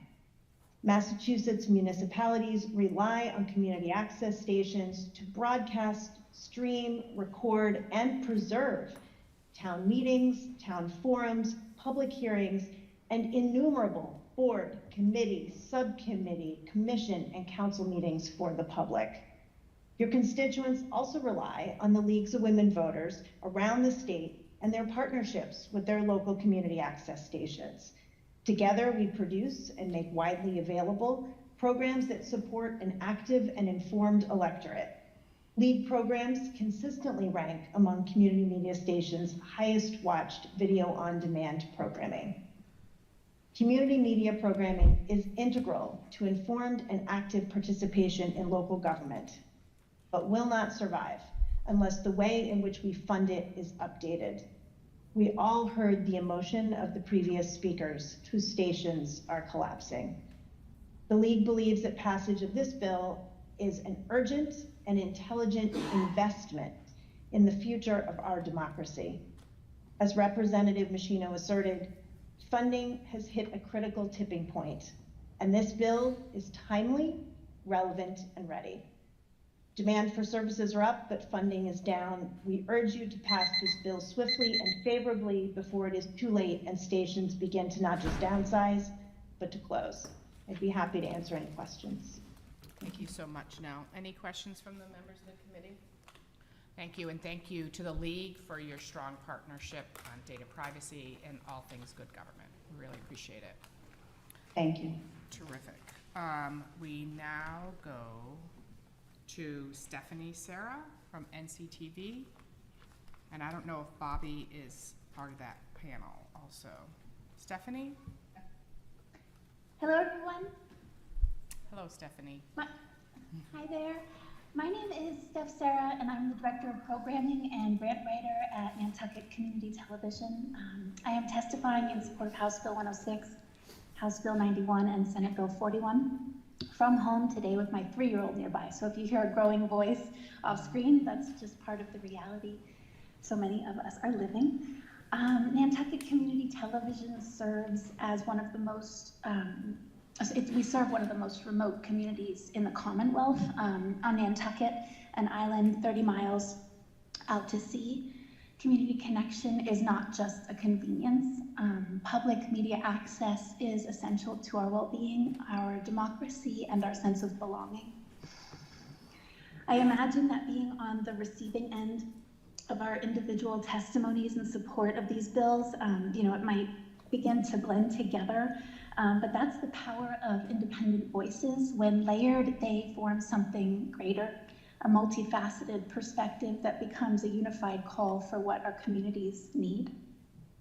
At NCTV, our mission is to empower Nantucket voices. We create original programming that supports mental health, intergenerational connection, civic participation, and community identity. Our programs champion the power of creative expression, especially in today's climate. We are the Nantucket platform for teenagers finding their voice. We preserve elder wisdom through oral history traditions and children's programming. We bring meetings, celebrations, workshops, high school sports, broadcasting filmed by and featuring students to those who can't always be in the room. NCTV is a small but mighty team, and what makes us essential is the trust we have earned from our community to serve them in these ways. I believe in the power of community-led storytelling as a healing art. That is why I chose to testify in support of these bills. We also have the unanimous support of our town and county select board These bills are not abstract to us, they're personal. They're about making sure local voices don't get drowned out in the distance by disconnection or by profit margins. These bills are about empowering public access media to continue showing up again and again for the people who count on us. So thank you, not just for your time, but for your presence in hearing and reading each of our testimonies. My community is watching, and just as I hold space for them, you are holding space for all of us by listening. In that spirit, I invite the committee to publicly affirm your support for these bills today or in the days ahead, so that communities like mine know that we are not standing alone. With peace and progress. Thank you. Thank you so much. We're going to now move on to Bobby Planzer, also virtually. Thank you very much.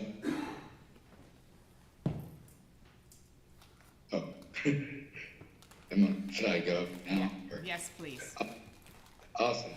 Thank you very much, Bobby Planzer. I am also here on behalf of NCTV. Good afternoon, Chairs Farley, Bouvier, and Moore, and members of the committee.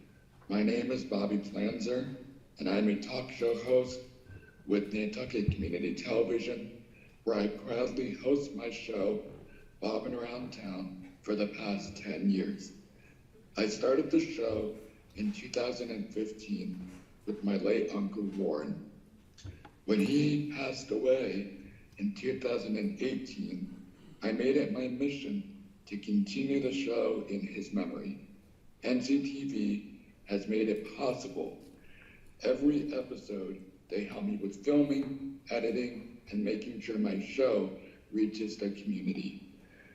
Through NCTV's support, including a small but meaningful $100 an episode that I earn through NCTV's budget, I've been able to share local stories, connect with the people of Nantucket, and continue to our island's creative voice. Without this legislation, I honestly don't know if I'll be able to continue. I would hate to lose the platform that I love. Bill S41 and House Bill 91 is crucial to protecting community media across Massachusetts. With more people streaming instead of using cable, our funding is drying up, and stations like NCTV can't survive on hope alone. Please give this bill a favorable report so that people like me and so many others on Nantucket and across the Commonwealth can keep doing what we love, sharing voice stories, perspectives that truly reflect our community. Thank you for your time, for your consideration to this important legislation, and I look forward to answering your questions. Thank you.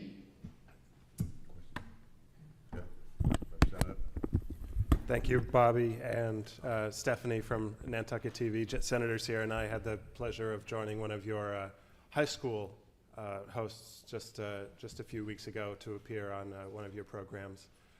So not only for your programming and the creativity related thereto, but also for your advocacy on this. It was actually through NCTV that I first heard about this bill. So thank you for being here. Thank you. Thank you. Thank you. Thank you very much. Appreciate it. All right, next we have Glenn Williams, Boston Neighborhood Network. Good afternoon. Do you hear me? Yes. Okay, thank you. I want to thank you for having us on. I also want to thank all of my comrades in arms here. Not really in arms, but you know what I mean. Other PEG access. My name's Glenn Williams. I'm the general manager of Boston Neighborhood Network.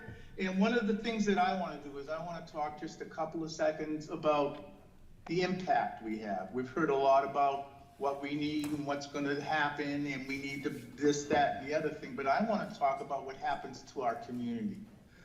The news, 4, 5, and 7, everybody sees it. The first 25 minutes of it is this kid got killed, this building burnt down, this country's trying to ruin this other country. Then the last 5 minutes, they talk about a cow they found that has a picture of Elvis on its side. We've decided not to do that. What we do is we make sure that we get every city councilor in the studio here and we have them talk about what's great about being a Bostonian. What's so important about being from one of the 22 different sections of the city, and how fun it is to be a Bostonian. The other thing is we all cover football games and all of that. Well, a few years back, a couple of seasons back, we had a football game and was coming to the end of the game, and I'm sorry, no? Okay.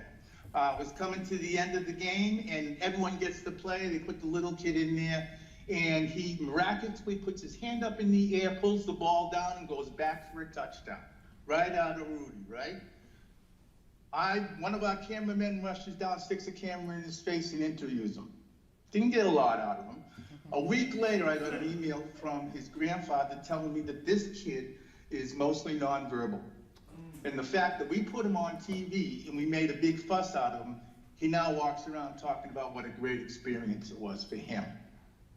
We also get emails from grandparents from all over the country that come and tell us about how great it was for them to see their grandchildren graduate from high school. How important it was for Senator Nick Collins to have his St. Patrick's Day breakfast. We made sure we put it live on TV so that everybody can see our politicians, regardless of the side, regardless of the issues, spend time with each other and be human and have a good time. It's so important. I'm almost done. I'm sure on the way in today, or if you looked out your window, you saw our truck parked outside Boston Neighborhood Network. What we were doing there at the State House was covering the Year of Compassion, a tribute to some people, some religious organizations in the Dalai Lama that we partnered with Tibet and put it live on TV in Tibet. None of this will happen unless H91, H106, and the Senate gets together on 41. Thank you for your time. It's been a pleasure listening to all of my colleagues talk to you. I appreciate you. Thank you. Thank you. Questions? No. Have a good day. Thank you. Thank you. Next panel is from Boston's Children's Hospital. Hi. Hello. So can you just identify yourself as you speak? Thank you. Yes, absolutely. Hello. Hello. I brought a cough drop, but just because I have anxiety cough, it's nothing to do with anything else. Speaking as a medical professional. Okay. Hello, Chairs Moore and Chairs Farley-Bouvier. Thank you so much, and also thank you for the amount of time that it took to get here. Just think about, with digital health, how important that is, coming from the 413, and how maybe weather would play a role. My name is Katrina Cook. I reside in Salem, and I work at Boston Children's Hospital on the Innovation and Digital Health Accelerator. My job is to look at our digital products and say, who has access to this, who doesn't have access to this, and how can we get them access? So I'm here to speak to H100, the act establishing a commission to study a statewide credentialing program for digital navigators. Massachusetts has always been first and leading in healthcare excellence, but being first in healthcare does not mean having the best doctors and the best technology only. We also need to have the best experience for patients and families, regardless of digital literacy, regardless of the language that they speak, regardless of socioeconomic status, to be able to access that care. Having the best is not the same as being the best, and without this access, we are currently falling short. Today, that access is increasingly dependent on complex digital technologies that we're asking patients and families to navigate on their own. When people arrive at Apple stores, there's always someone there to help them out, to figure out, ooh, how do I use this phone and what is going on? Why don't we have that same support when we could actually save lives with that technology? That's what I would really want to make sure that we know. This digital healthcare is life-saving. So I can connect virtually to a specialist and I can decide, ooh, do I need to go to ER right now, or can I stay at home and navigate this care on my own? That's not only great for me and the community, but that's also great for managing the overflowing capacity in the emergency departments, something that I know everyone here has heard of and a nationwide issue. I would like everyone to understand who we're consistently leaving behind while we grow in this digital technology space within healthcare. We are leaving behind our most vulnerable populations: immigrants, seniors, children who rely on their parents for their care, rural communities, and low-income families. The digital healthcare initiatives that you are all hearing today and championing in this room itself, they are really making a difference. Chair Moore, when you stated that access to the internet is no longer optional in today's world, I understand that you understand the impact of this bill. This is where Bill H100 becomes not just important, but essential. The digital navigators themselves are members of the communities that they serve. They speak the languages of our constituents. They meet patients and families and communities where they're at. They create sustainable community level change in professionalism, in confidentiality, and consistent support. We can continue to build the best technologies in healthcare, but if no one can use it, it truly does not matter. It is obsolete at that point. So I really urge you to support Bill H100, and thank you so much. I will hand off to my colleague, Christine Fallon. Thank you. Thank you, Katrina. My name is Christine Fallon, and I reside in Westwood, Massachusetts, and I am the Director of Connected Care Patient Experience at Boston Children's Hospital, where I manage our Digital Health Support Team and Digital Health Navigator Program. Chair Moore, Chair Farley Bouvier, and esteemed members of the committee, thank you for this opportunity to testify in support of H100, an act establishing commission to study statewide credentialing program for our digital navigators. Before entering healthcare, I spent over 20 years at Verizon, where I witnessed evolution from dial-up to high-speed Fios. Even then, I saw how affordability didn't always mean accessibility, especially when speeds were slow and support was lacking. Today, I see the same digital divide in healthcare, and now the stakes are even higher. I joined Boston Children's during the pandemic to help stand up a virtual visit help desk. Previous to the pandemic at Boston Children's, we were doing about 20 virtual visits a day. At the height of the COVID, that number surged to over 2,000 virtual visits. It was during this time that I realized we were helping people, but we could do better. And quite frankly, we needed to do better. As the pandemic wound down and we went back to working in person, we launched our Digital Health Navigator program. Starting small, going room to room to help families sign up for our patient portal. From there, it's grown to a robust program focused on making it easier for patients and families to navigate the healthcare system, feel comfortable with technology, and most importantly, advocate for themselves. If they don't have access to the tools they need, we help them find resources.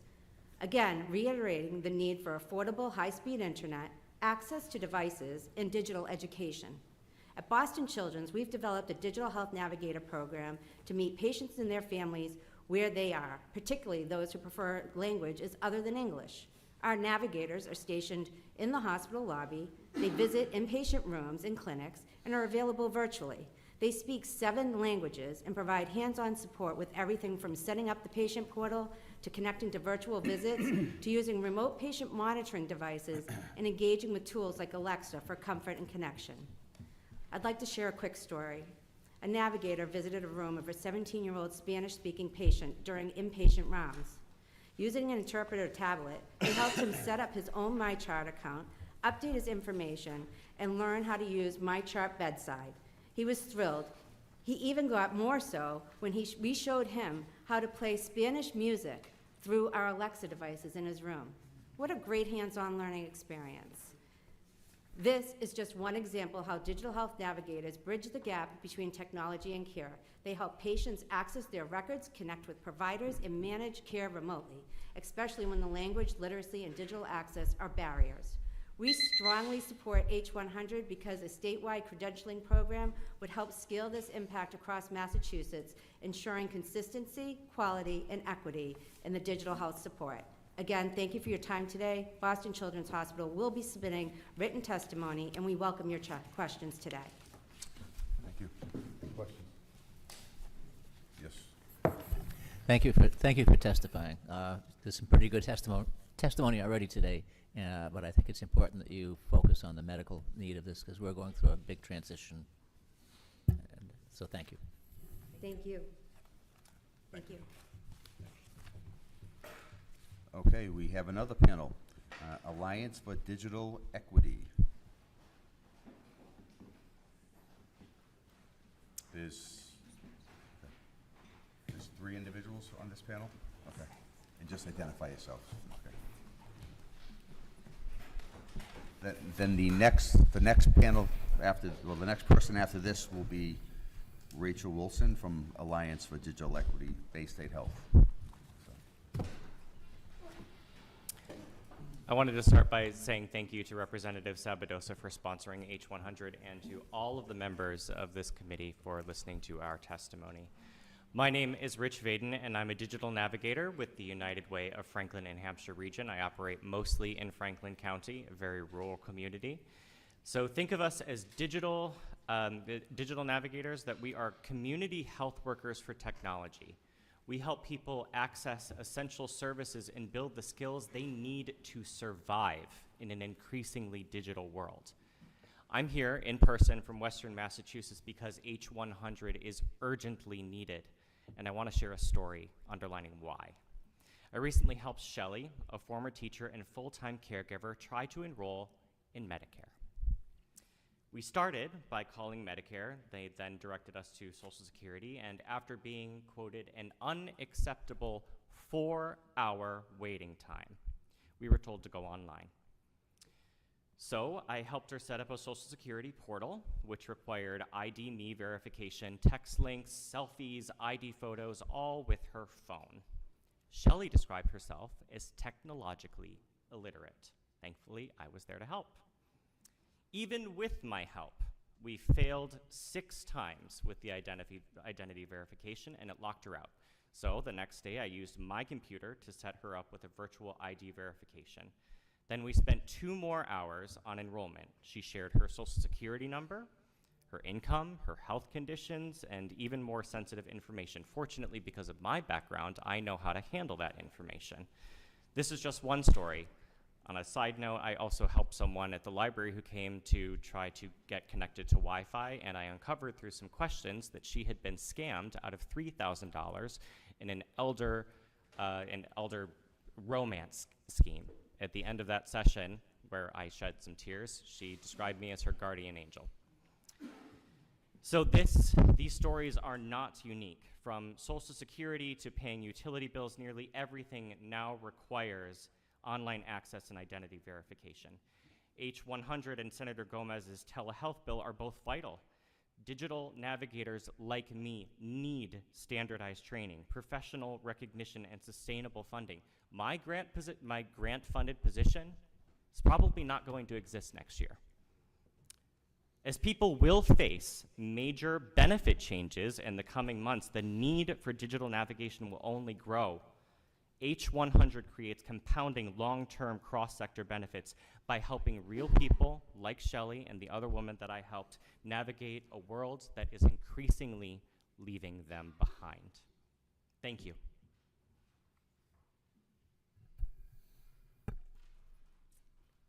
Good afternoon. Good afternoon, Co-Chair Farley-Bouvier, Co-Chair Moore, and esteemed members of the Joint Committee. My name is Lashery Weems, and I serve as a Digital Navigation Coordinator for the Alliance for Digital Equity, housed at Bay State. We cover the 4 westernmost counties of Massachusetts, and I'm here today to express strong support for H100. In my role, I lead a network of digital navigators across many sectors, ensuring that they are equipped to serve our communities. I've seen firsthand the universal need of these roles as more industries embrace the digital world. Prior to this role, I worked in people-facing roles in healthcare and pharmacy. These roles required rigorous training and credentialing, like HIPAA. Just like those professions, digital navigators need proper support and standardization. Beyond my professional experience, I stand before you as a single mother of a teen with special needs. I've personally experienced the feeling of being locked out of opportunity and, and overwhelmed by confusing online systems when essential services moved online. Thanks to programs like the ones I now help lead, I overcame those barriers, and my success story isn't unique. I want to share the story of my aunt, Donna, who after 13 years of working at Yankee Candle was recently laid off She told me they closed the factory and moved it down south to replace their jobs with robots. She struggled with the unemployment portal, working, worried about making ends meet, and had no idea how to claim her severance online. She was discouraged to even try to go and get her high school equivalency because she believed she wasn't good at standardized tests. Putting on my digital navigator hat, I guided her through claiming her severance, enrolling in unemployment, and introducing her to North Star Online digital literacy. The first time she passed an assessment, her face lit up with surprise. She couldn't believe she had passed a test like that, and now she was ready to do the next module. Now she's attending North Star classes with Mass Hire, and she's well on her way to getting back on her feet. This is what happens when someone takes the time to sit beside another and helps guide them. They find confidence, they remember they are resilient, and they realize they are capable of starting over again. As a parent, community member, and leader, I know firsthand the instinct to protect those that we care about from the online risks. But no matter how many or how much regulation we put in place, online risks won't go away. They won't just disappear. That's why we must prioritize building digital resilience. And digital navigators are how we achieve that goal. They don't shield people from the digital world. They empower them to engage with the online world confidently, critically, and safely. And House Bill 100 is essential to building the systems that support them. I urge you to report House Bill 100 favorably. Thank you. Thank you.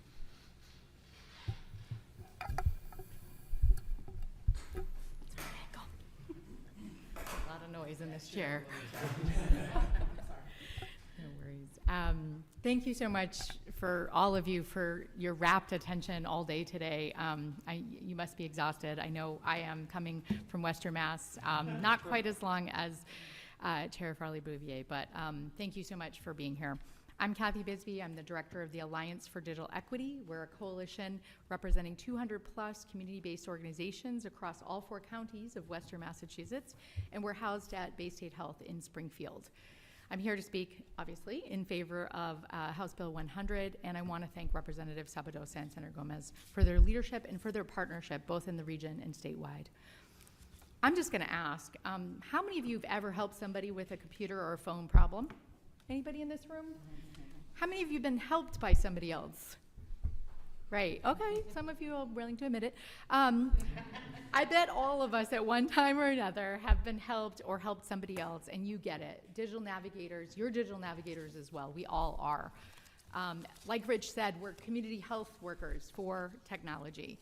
And in a time when reduced funding is moving everything online, digital navigators are literally our frontline workers as trusted digital guides and the key ingredient to how we're going to eliminate digital inequities and ensure that everybody is able to participate in the digital world. And across all the geographies that have been talked about today, and I know you'll hear from some others throughout the state and sectors, digital navigators have a critical role in the economy and in the public health landscape. We need digital navigators that are well trained to support this new reality and help folks get the support they need. 4 hours is way too long to be on a phone call to get help. We can do better with digital navigators leading the way. So why do we need a commission? A few folks have mentioned that, and a credentialing program. Well, there is no credentialing program across the country yet, but there are certifications that have been in the works. So we know it's possible, and we know that it's needed across the country. It's not just here in Massachusetts that we see a huge need for the digital navigator skill set, and it's a new workforce across the country. We know that it will work. We already are working with all of our coalition partners across the state to think about what are the things that we know digital navigators need to understand, how do we make them safe, how do we make the clients safe, and there are other states like Pennsylvania, who we're meeting with tomorrow, who wants to talk to us about how we're implementing it in Massachusetts because they're interested in an apprenticeship program similarly in Pennsylvania, and national organizations as well. So many of the named commissioners are ready to go to work on day one, already partnering together, and they've submitted testimony to that effect to show their willingness to serve. I want to make sure you hear this because we have talked about a lot of revenue things today. There's no cost at all to implementing this. This will give the emerging workforce of digital navigators the credibility, legitimacy, and a plan to move forward that we need to really develop some rules and standards and training programs across the state. And lastly, Lastly, we know digital navigators affect health outcomes. We are already seeing research just in 3 to 6 month periods of time that digital navigators help improve health outcomes, including lowering patients' A1Cs and improving blood pressure results. So we know that this is important. I want to thank our digital navigators for the work that they do and our statewide partners. I want to thank all of you as our legislators that are doing work to make sure that no one is left behind. Massachusetts was the leader 20 years ago on community health care, getting a credential for that. That's now seen as indispensable, and so we ask your leadership again today to move this bill favorably out of committee. Thank you. Thank you. Hold on. Any questions? Really appreciate you coming. Yeah. Thank you, and thank you for reminding us that we face a lot of healthcare challenges over the next year or so. So thank you. So we have Rachel Wilson, Alliance for Digital Equity.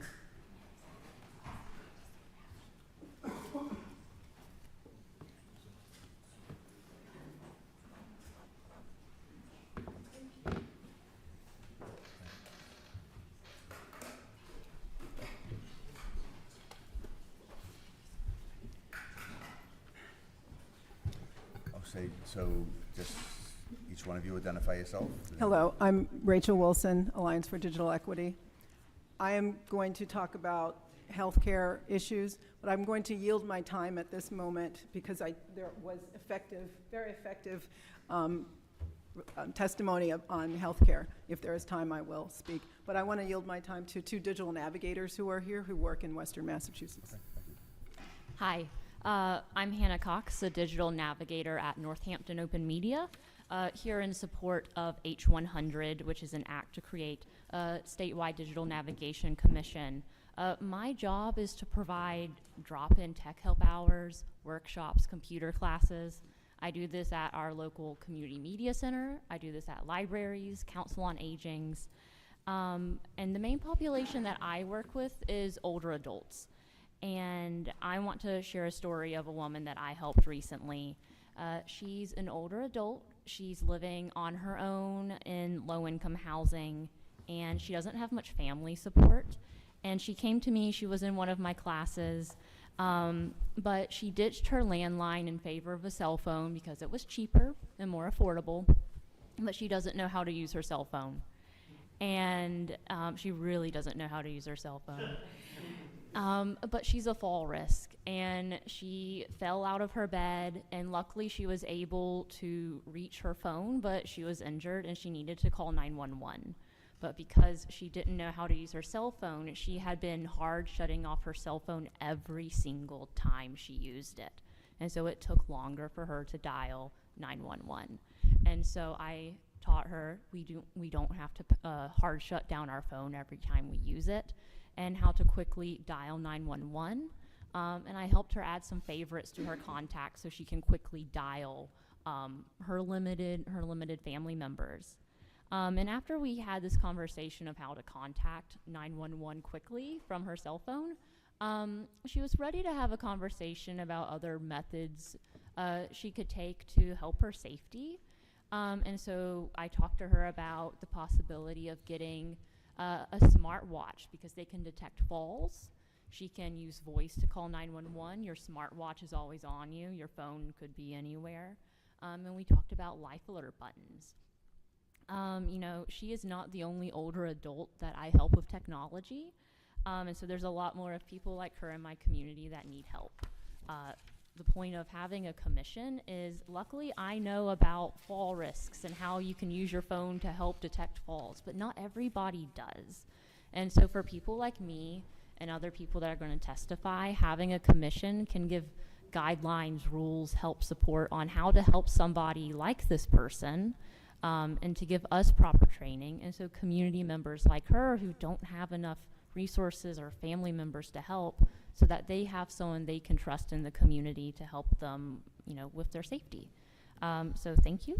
And we're going to hear from another digital navigator. Thank you. Thank you for your time. Thank you for listening to us. I want to share the story of my story. Your name? Louis Barrios. Thank you for this opportunity, and I appreciate it because I started my journey 2 years ago. Under the pandemic, I found out that I was illiterate digitally, right? And I worked for Local 7, building bridges.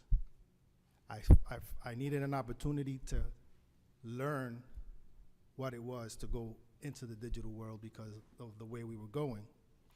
This was my laptop at home. This was my workbook.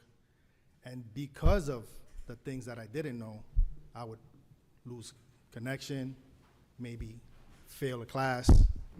But the opportunity was given to me. I'm from Holyoke Media. The hub that helped me, I just found out maybe a month from now, is losing their grants, right? I'm back in Holyoke doing the same thing that was done for me. I'm helping the community. I'm bridging that gap that needs to be equitable for everybody, not only for the populations of Eastern Mass or Central Mass, but for Western Mass. This commission will help build something that hasn't been done before. Massachusetts, they say, is an innovative state. Let's be innovative, let's go forward, and you'll see that the product that came out of Holyoke, me, will continue to grow with others, especially with those behind me.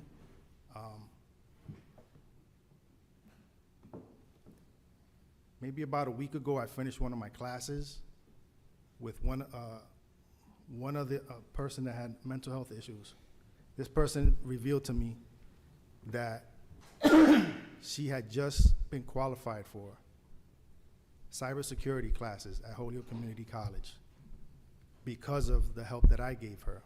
And I told her, no, you gave me the help. Now I have the confidence to go forward and continue to help the community, especially the Spanish-speaking community. I turn it over. If there's time, I'll speak, but does that work out? Okay. Once again, it's Rachel Wilson, Alliance for Digital Equity. With the introduction from colleagues on healthcare issues, I won't go into the details on the portals and the apps and the remote patient monitoring, as you've heard and you know about, but I'll speak to specifically a specific story from a digital navigator in our region in Western Mass who works with folks, and particularly on one story of a gentleman he helped. And I will also just tell you from my perspective and my personal relationship to this topic. I'm married to a primary care physician who trained in Los Angeles, my hometown, and New York, where we both went through training and education. He now works in a small town in Massachusetts, his small town of 3,800 approximately, and serves patients throughout the small towns in the region. Telehealth, portals, remote patient monitoring impacts all of the people in the regions out in Western Mass and Central Mass and the rural areas. What the distance between the capabilities of the technology, which can improve efficiency, increase access, and also create a whole new relationship with patients and their doctors, especially that came about in the pandemic, is there's a gap. And the gap is people actually don't have those skills or the access or the information about how to actually use this technology. And the doctors who want to use this don't necessarily have the capacity within their staffing to work with every single patient on giving them those skills and providing them skills, and also just communicating like how to download an app and keeping your email address up and making sure your device is actually compatible. So specifically, a digital navigator in Western Mass worked with a patient who received a remote monitoring device from their physician and didn't open the box for 3 months. His name is Andrew Flewitt. He works in the Springfield region, and he was able to effectively download the app, set the person up, help them to monitor their glucose readings for the first time, and now the person is able to communicate with their doctor. Their visits are much more efficient, and has changed their lives. I just wanted to share that with you, and it impacts all doctors and caregivers throughout the state. Thank you. Thank you. Good. Thank you. Thank you very much. Thank you. Next, we have Cheryl Sachs, Can Code Communities. Oh, that's virtual. Sorry. Yes. Hi there. I'm virtual. Thank you so much to the committee, and also I am a member of the Alliance, so I'm appreciative of all the testimony that has just been given, and I'm reiterating those points and hopefully adding a little bit different. I also worked for Can Code Communities as a computer instructor. So let me start. So my focus today is on supporting Bill H100, which would provide certification for our digital navigators.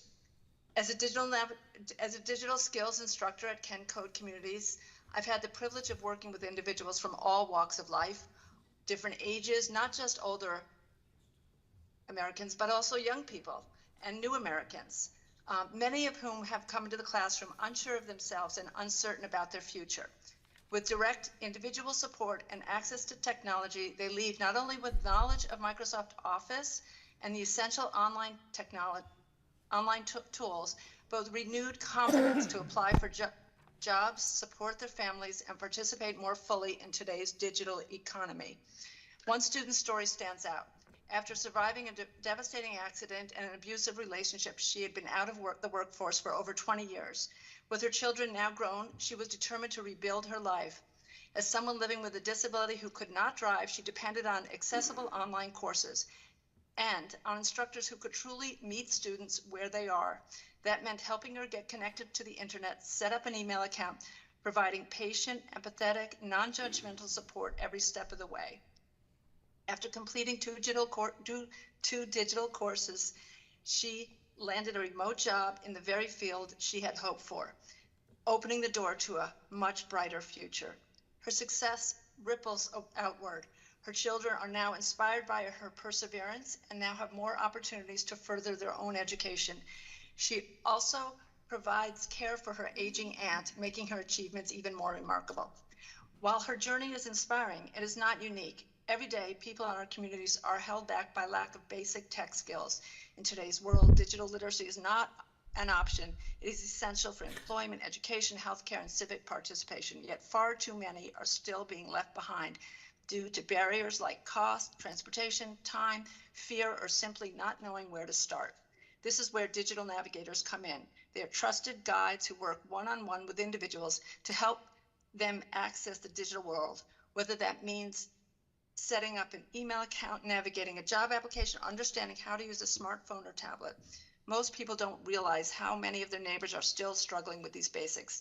By certifying digital navigators, we ensure that they have the training, recognition, and support they need to make a real difference. Certification builds a statewide network of skilled professionals who are equipped to close digital equity gaps, especially in underserved communities. Thank you very much for your time.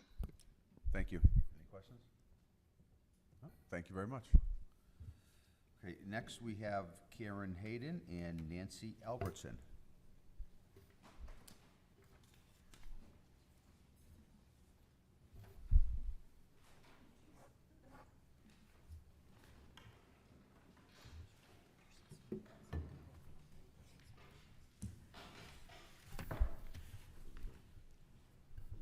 Thank you very much. I'm just glad I didn't have to follow Glenn Williams. So,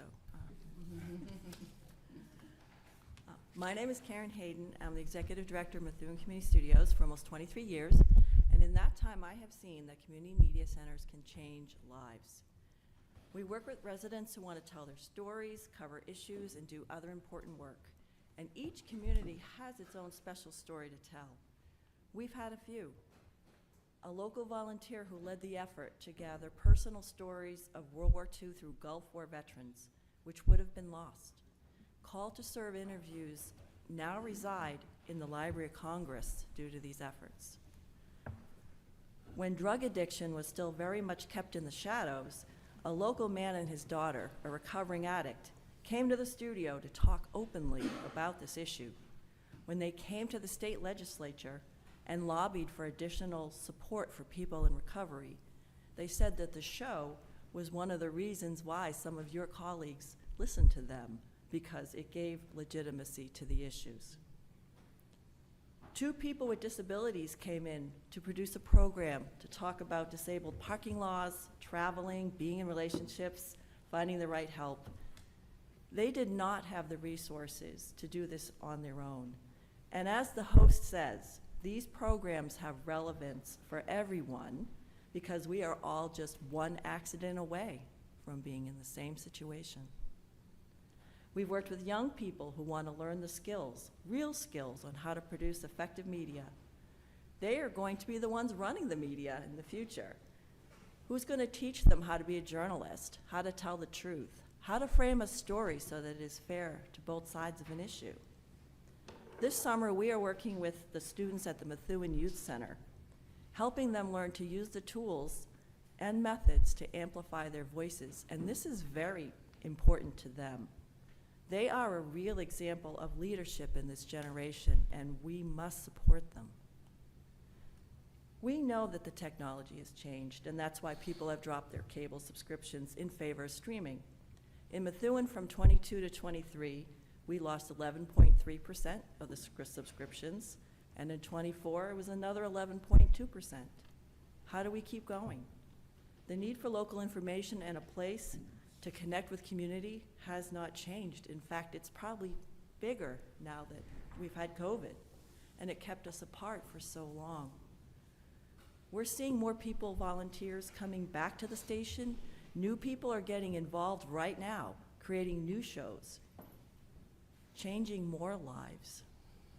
It's not the time to shut it off. Please help us out by supporting H106, S41, and H91. Thanks. Thank you. Hello, my name is Nancy Albertson, and I am the Executive Director of Billerica Access Television, or BATV, and we are the nonprofit community media center serving the town of Billerica, Mass. I'm here today in strong support of H.106, H.91, and S.41 bills that would modernize funding for community media and help ensure that PEG access centers like ours, like BATV, can continue to serve our communities and towns in meaningful, sustainable ways.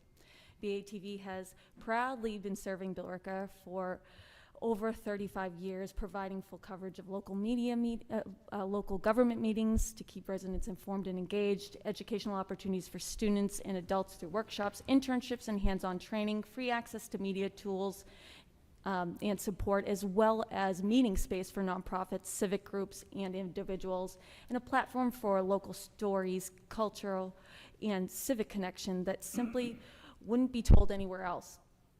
A few years ago, BATV was invited to be part of a unique partnership. The town of Billerica approached us to take part in a building project that would restore a historic school building in town. It was built in 1852. It's called the House School Building. It was placed on the National Register of Historic Places in 2002, but sat vacant and deteriorating for years. Thanks to CPA funding, Billerica Town Meeting support, and BATV's capital investment, we were able to help preserve a beautiful historic building and transform it into a fully restored community media center and meeting house. We now lease the building from the town and operate right in the heart of Billerica Center, steps from Town Hall, the library, and the senior center. None of this would have been possible without PEG funding from cable franchise fees. That funding gave us the ability to commit to a lease with the town of Billerica, a long-standing lease, partner with the town on a building preservation project, and continue to provide community resources and media services at no cost to the public.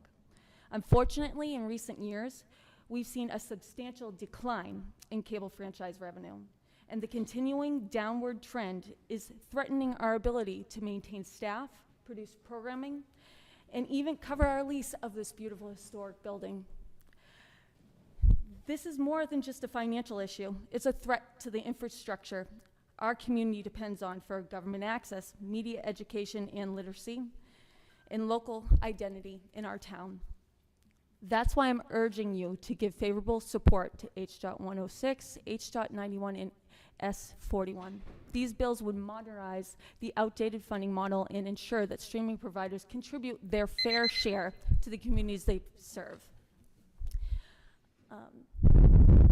Community access stations, WACA-TV, and PEG centers across the Commonwealth are not relics of the past. We are a vital part of our community's stories, and just like the beautiful historic Howe building, proud home of Billerica Access Television, we're worth preserving. Thank you for your time and support. Thank you. Questions? Thank you. Thank you. Okay, we're now going to the remaining list of individuals who signed up today to testify. And last call.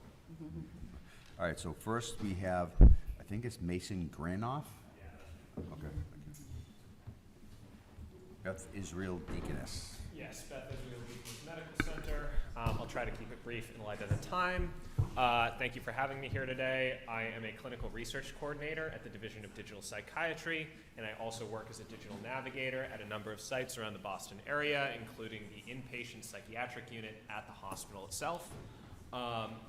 Our lab has been working with digital navigators for over half a decade. We use them as part of our digital clinic program, which integrates digital navigators into care to make sure that the general divide between the population that is not able to use devices, does not have access to devices, and those who do is bridged. So digital navigators are very essential to bridging this divide. The digital transformation of healthcare has brought about convenience for some, and it has left many people behind. Accessing patient portals, hopping on telehealth visits, and viewing test results are all things that require basic digital competencies. Having someone on site at community health centers, in psychiatric units, in hospitals, is incredibly essential to making sure patients actually get access to their care. Further, digital literacy is in itself a form of well-being.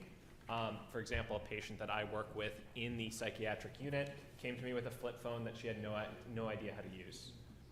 She wasn't able to contact her family, her friends, but she had this device. I was able to work with her for 3 weeks, and then 3 weeks into that program, she was independently reaching out to people who she had not spoken with in months or years. This type of work is incredibly important for making sure that people have access to healthcare, access to community, access to the things that they need to improve their lives. So I'm speaking in support of this bill because it will enable the further funding and expansion of digital navigation programs like ours in the future. A commission to study this program is an important step. To that end, and I've spoken to Representative Sabadosa about this, our office is very interested in being involved in this commission, so when it is procedurally appropriate, we would like to offer an amendment to add ourselves to this commission so we can contribute our knowledge and expertise of half a decade of working in this field to this process. I yield the rest of my time. Thank you very much. Thank you. Thank you. All right. Thank you very much. Okay, Robert Green with VinGen.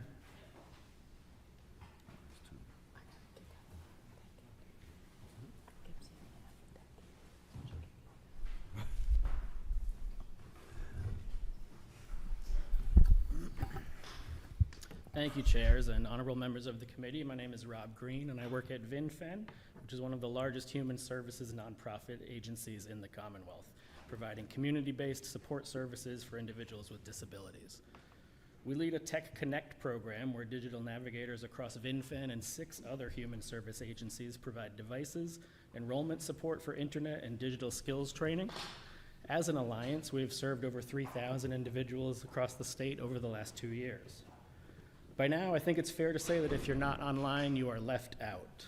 We may take for granted that we are all part of this digital world, but that's not the case for some in our communities. Even if you have access to costly internet-enabled devices and a reliable connection, which many still do not, you still need the skills to be able to use them. Our digital navigators have helped some of the community's most vulnerable citizens gain access to housing, government assistance programs, education, employment, banking, telehealth services, scam preventions, and so much more that they otherwise would either have had a much harder time accessing via telephone or in person, or be shut out of completely. These skills are essential in today's digital world.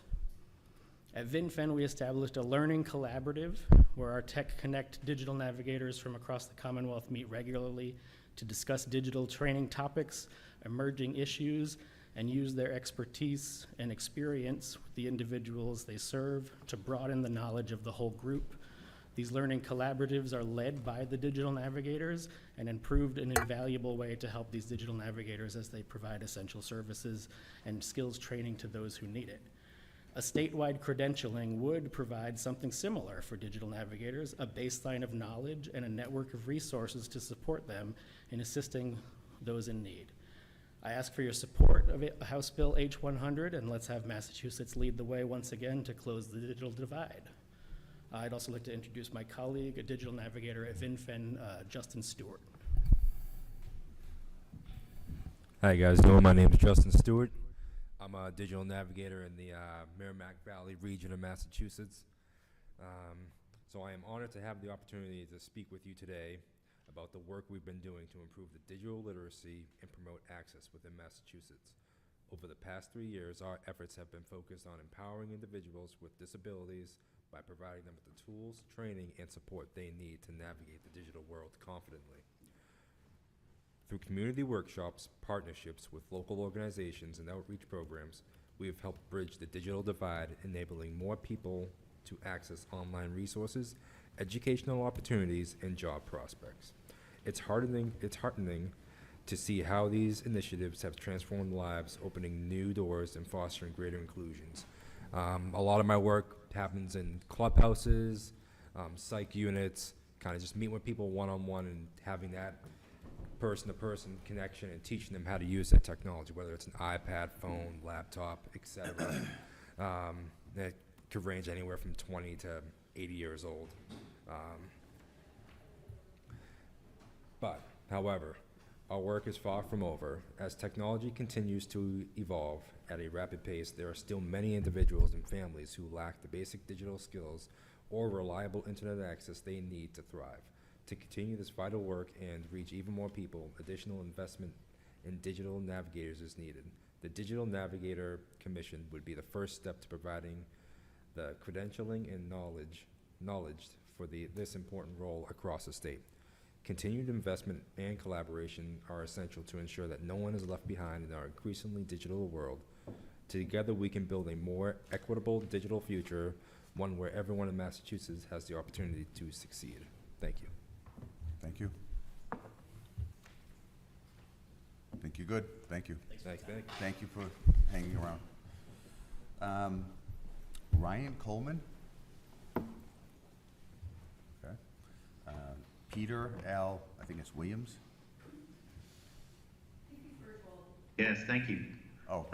Hey, I'm right here. Thanks for the opportunity to speak with you today. I applaud and recognize your work. It's yeoman's work and not always recognized. I'm Albert Williams. I'm the director of Northampton Open Media in Northampton, Mass. And I'm here to speak to two bills, H91/S41 and also H100. Those are the Act to Modernize funding for PEG programming and credentialing for digital navigators. I know you've heard a lot of different things today, so I'm just going to try to touch on some things we do that are maybe a little bit different, some outcomes. One is a student program we run. We provide all of the capital funding for an in-curriculum program inside of our Northampton Public School program, cameras, tripods, lights, microphones, software licenses. That program wins 5 to 6 regional student Emmy Awards every single year. It's won the National High School Film of the Year Award, the National High School Film Director of the Year Award, the Best Editor in the Nation Award. There are tons of students who work professionally out of the program, and it never would exist without us. and would go away if we were to go away. We're also an essential arts organization in our community. We've given out over $100,000 in grants in the last decade to emerging multimedia filmmakers. We've helped launch the career of a filmmaker who's gone on to win the New England Filmmaker of the Year. We launched a film production career of a then houseless man, excuse me, who's since screened at the Sundance Film Festival. We run a community-wide program called Crowdsource Cinema in its 11th year that remakes a famous Hollywood feature film every year. So we've remade Raiders of the Lost Ark, we've remade Star Wars, The Princess Bride, we remade Castaway during the pandemic, Toy Story, Back to the Future. Our local newspapers participated, our local governments have participated, families, neighbors, professional, kids of all ages, summer art programs, local musicians and composers. We remake the entire film from scratch. We're not just a government transparency organization, we're an arts organization and an education organization, and more importantly, we're a community organization. We operate beyond television in the old legacy sense, so funding us through television no longer makes sense. There aren't other organizations with both the fluency in technology and with the connection to community that PEG Media has. To that end, because of that unique position, we're also involved in digital equity work. We are a partner with the 200-member Alliance for Digital Equity in the 4 counties of Western Mass. We have a full-time digital navigator who spoke to you earlier, who teaches now essential digital life skills that you've already been told about. These have fundamental and deep personal impact to the people around us. It's brought new people into our fold. We're interacting with nonprofit organizations in new ways, and we're doing pioneering work. So I'm asking the state to support this work. We need the statewide credentialing program to continue to codify and professionalize the emerging digital navigator field, and we need to ensure future sustainability of PEG Media. I want to add there's multiple ways forward to funding PEG or community media, and that's been touched upon, but this is an emergency. We've lost half of our subscriber base in the last 20 years. Some people might say 25% of funding, but that's not inflation adjusted. This is something we need a solution to now. Thank you. Thank you. Questions? Thank you very much. Okay, the next person we have online is Pamela Goodwin. Hi, can you hear me okay? Yes. Thank you, Chair Moore and Chair Farley-Bouvier. I've listened since 1 this afternoon and been in my car part of the time, so I really know how tired you are because I love being there in person. I'm going to try to clarify a few things. The mayor of the city of Greenfield, where I live, put me on what's called GSET. It's Greenfield Community Energy and Technology Board. I'm a commissioner appointed by the mayor. And I'll remind, I think all of you know that in the past we were given, old people anyway, because I'm 77, we were given ARPA money. And so we could lower our internet cost. I don't watch television, I don't want it. And we don't get any ARPA money. And we are stuck with a monopoly right out here now by Comcast, sometimes called Xfinity. And that one is, I pay $29. And I was worried about it being almost like dial-up because I am remotely attending a whole lot of things, both citywide and statewide. So we lost our ARPA money, and I am in a HUD-funded building, thankfully, once I sold my house, and it's privately held by a company called Shockit. We had to go through hoops and bells and whistles in order to get the Braintree-owned Shockit building to be able to have us compete with Eversource and Verizon poles, and we have a ton of grants.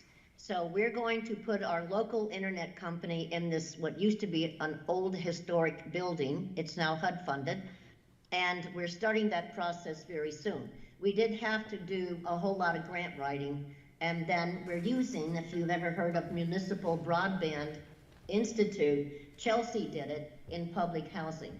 So I just wanted to clarify, I'm for H100. Rich, you've heard this afternoon. He helped me with my iPhone. He's helped me with my laptop. He is funded partly through the United Way, and you've heard many people testify how we badly need the navigator and the commission to help everybody across the board. I'm also in favor of H101. I believe that's broadband, free broadband in public housing. There is a difference between public housing and federally funded housing. Happen to know that because I used to be on the state board for public housing. And the last thing I want to tell you is I'm a grandmother of 6 kids, grandchildren. I have 3 kids, 6 grandchildren. I have a Framingham family, and every one of those people, the freshman at Suffolk U and the 16-year-old, are badly addicted to their phones. They use the phone instead of hollering upstairs saying, supper's ready. I'm not kidding you. This is my oldest son and his wife, and they keep their voicemail filled up, and they're gaming and texting and Instagramming, and I'm so annoyed by that.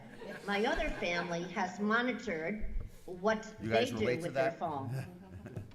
Yeah, it's really, I love your comments, because the other family, I can text the senior at Bridgewater U, he's my oldest, his sister's going off to Westfield out this way as a freshman, and they answer my text, they acknowledge a picture. I don't FaceTime them most of the time, but those 2 families live in Framingham and Uxbridge. I'm also taking care of an 8-year-old and a 10-year-old, and I switched to an iPhone so we could FaceTime, which is rarely happening, but I happen to see them because they do live out here in Shelburne Falls. I am so opposed to I really want these cell phones to go away unless it's totally necessary, because it is addictive.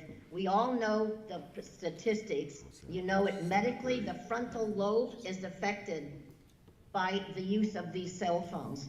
And I wish parents would control it and set limits, but I've seen young toddlers scream and yell when that cell phone is taken off of them by the parent. And that's how young they are starting to get addicted. It's become a babysitter. So whatever Massachusetts can do, I would greatly support that, because we've got to do something. Parents are busy trying to just pay the bills, have their jobs, and I don't know. My kids know, my grandkids know, you do not even look at that phone if you're in my presence, because I'm stern about that. I taught school for years. So I really know how hard you are working. I think you'll do the best, and I don't care if it ends up at the Supreme Court of Massachusetts. If they can do it in New York State, then why can't we do it here? I appreciate all your time. I'm sorry I'm over. Thank you. You're welcome. And Mr. Chairman, I think that we can agree that her digital navigator did a really good job teaching. I only found him recently. I know. Thank you. So last call for testimony. There's only one person in here. I've been trying to figure out who you are. Bring it. Bring it. I'll make it quick. I'm Michael DeChiara. I'm the co-founder of the Alliance for Digital Equity. I live in Shutesbury. Just to bring things up to speed, I was looking at the Boston Globe today, and the Medicaid cuts, Mass Health in Massachusetts, we're going to lose 300,000 people, and what the plan is, Mass Health is going to do outreach and send out notices, but what the feds did was basically not cut the funding, but they increased the bureaucratic hurdles. So you have to report twice a year as opposed to once a year. So in terms of digital navigation, how are all those people who are not as well connected in many ways? You don't have an address, you're moving around, et cetera, et cetera. Being able to keep your health care and your Mass Health is going to be directly related to checking in online and updating it. Same thing with SNAP. And so it really is urgent that for all the other things that we care about in the state, getting people connected and staying connected, it's as relevant as this morning. So thank you. Thank you. Last call. Going once.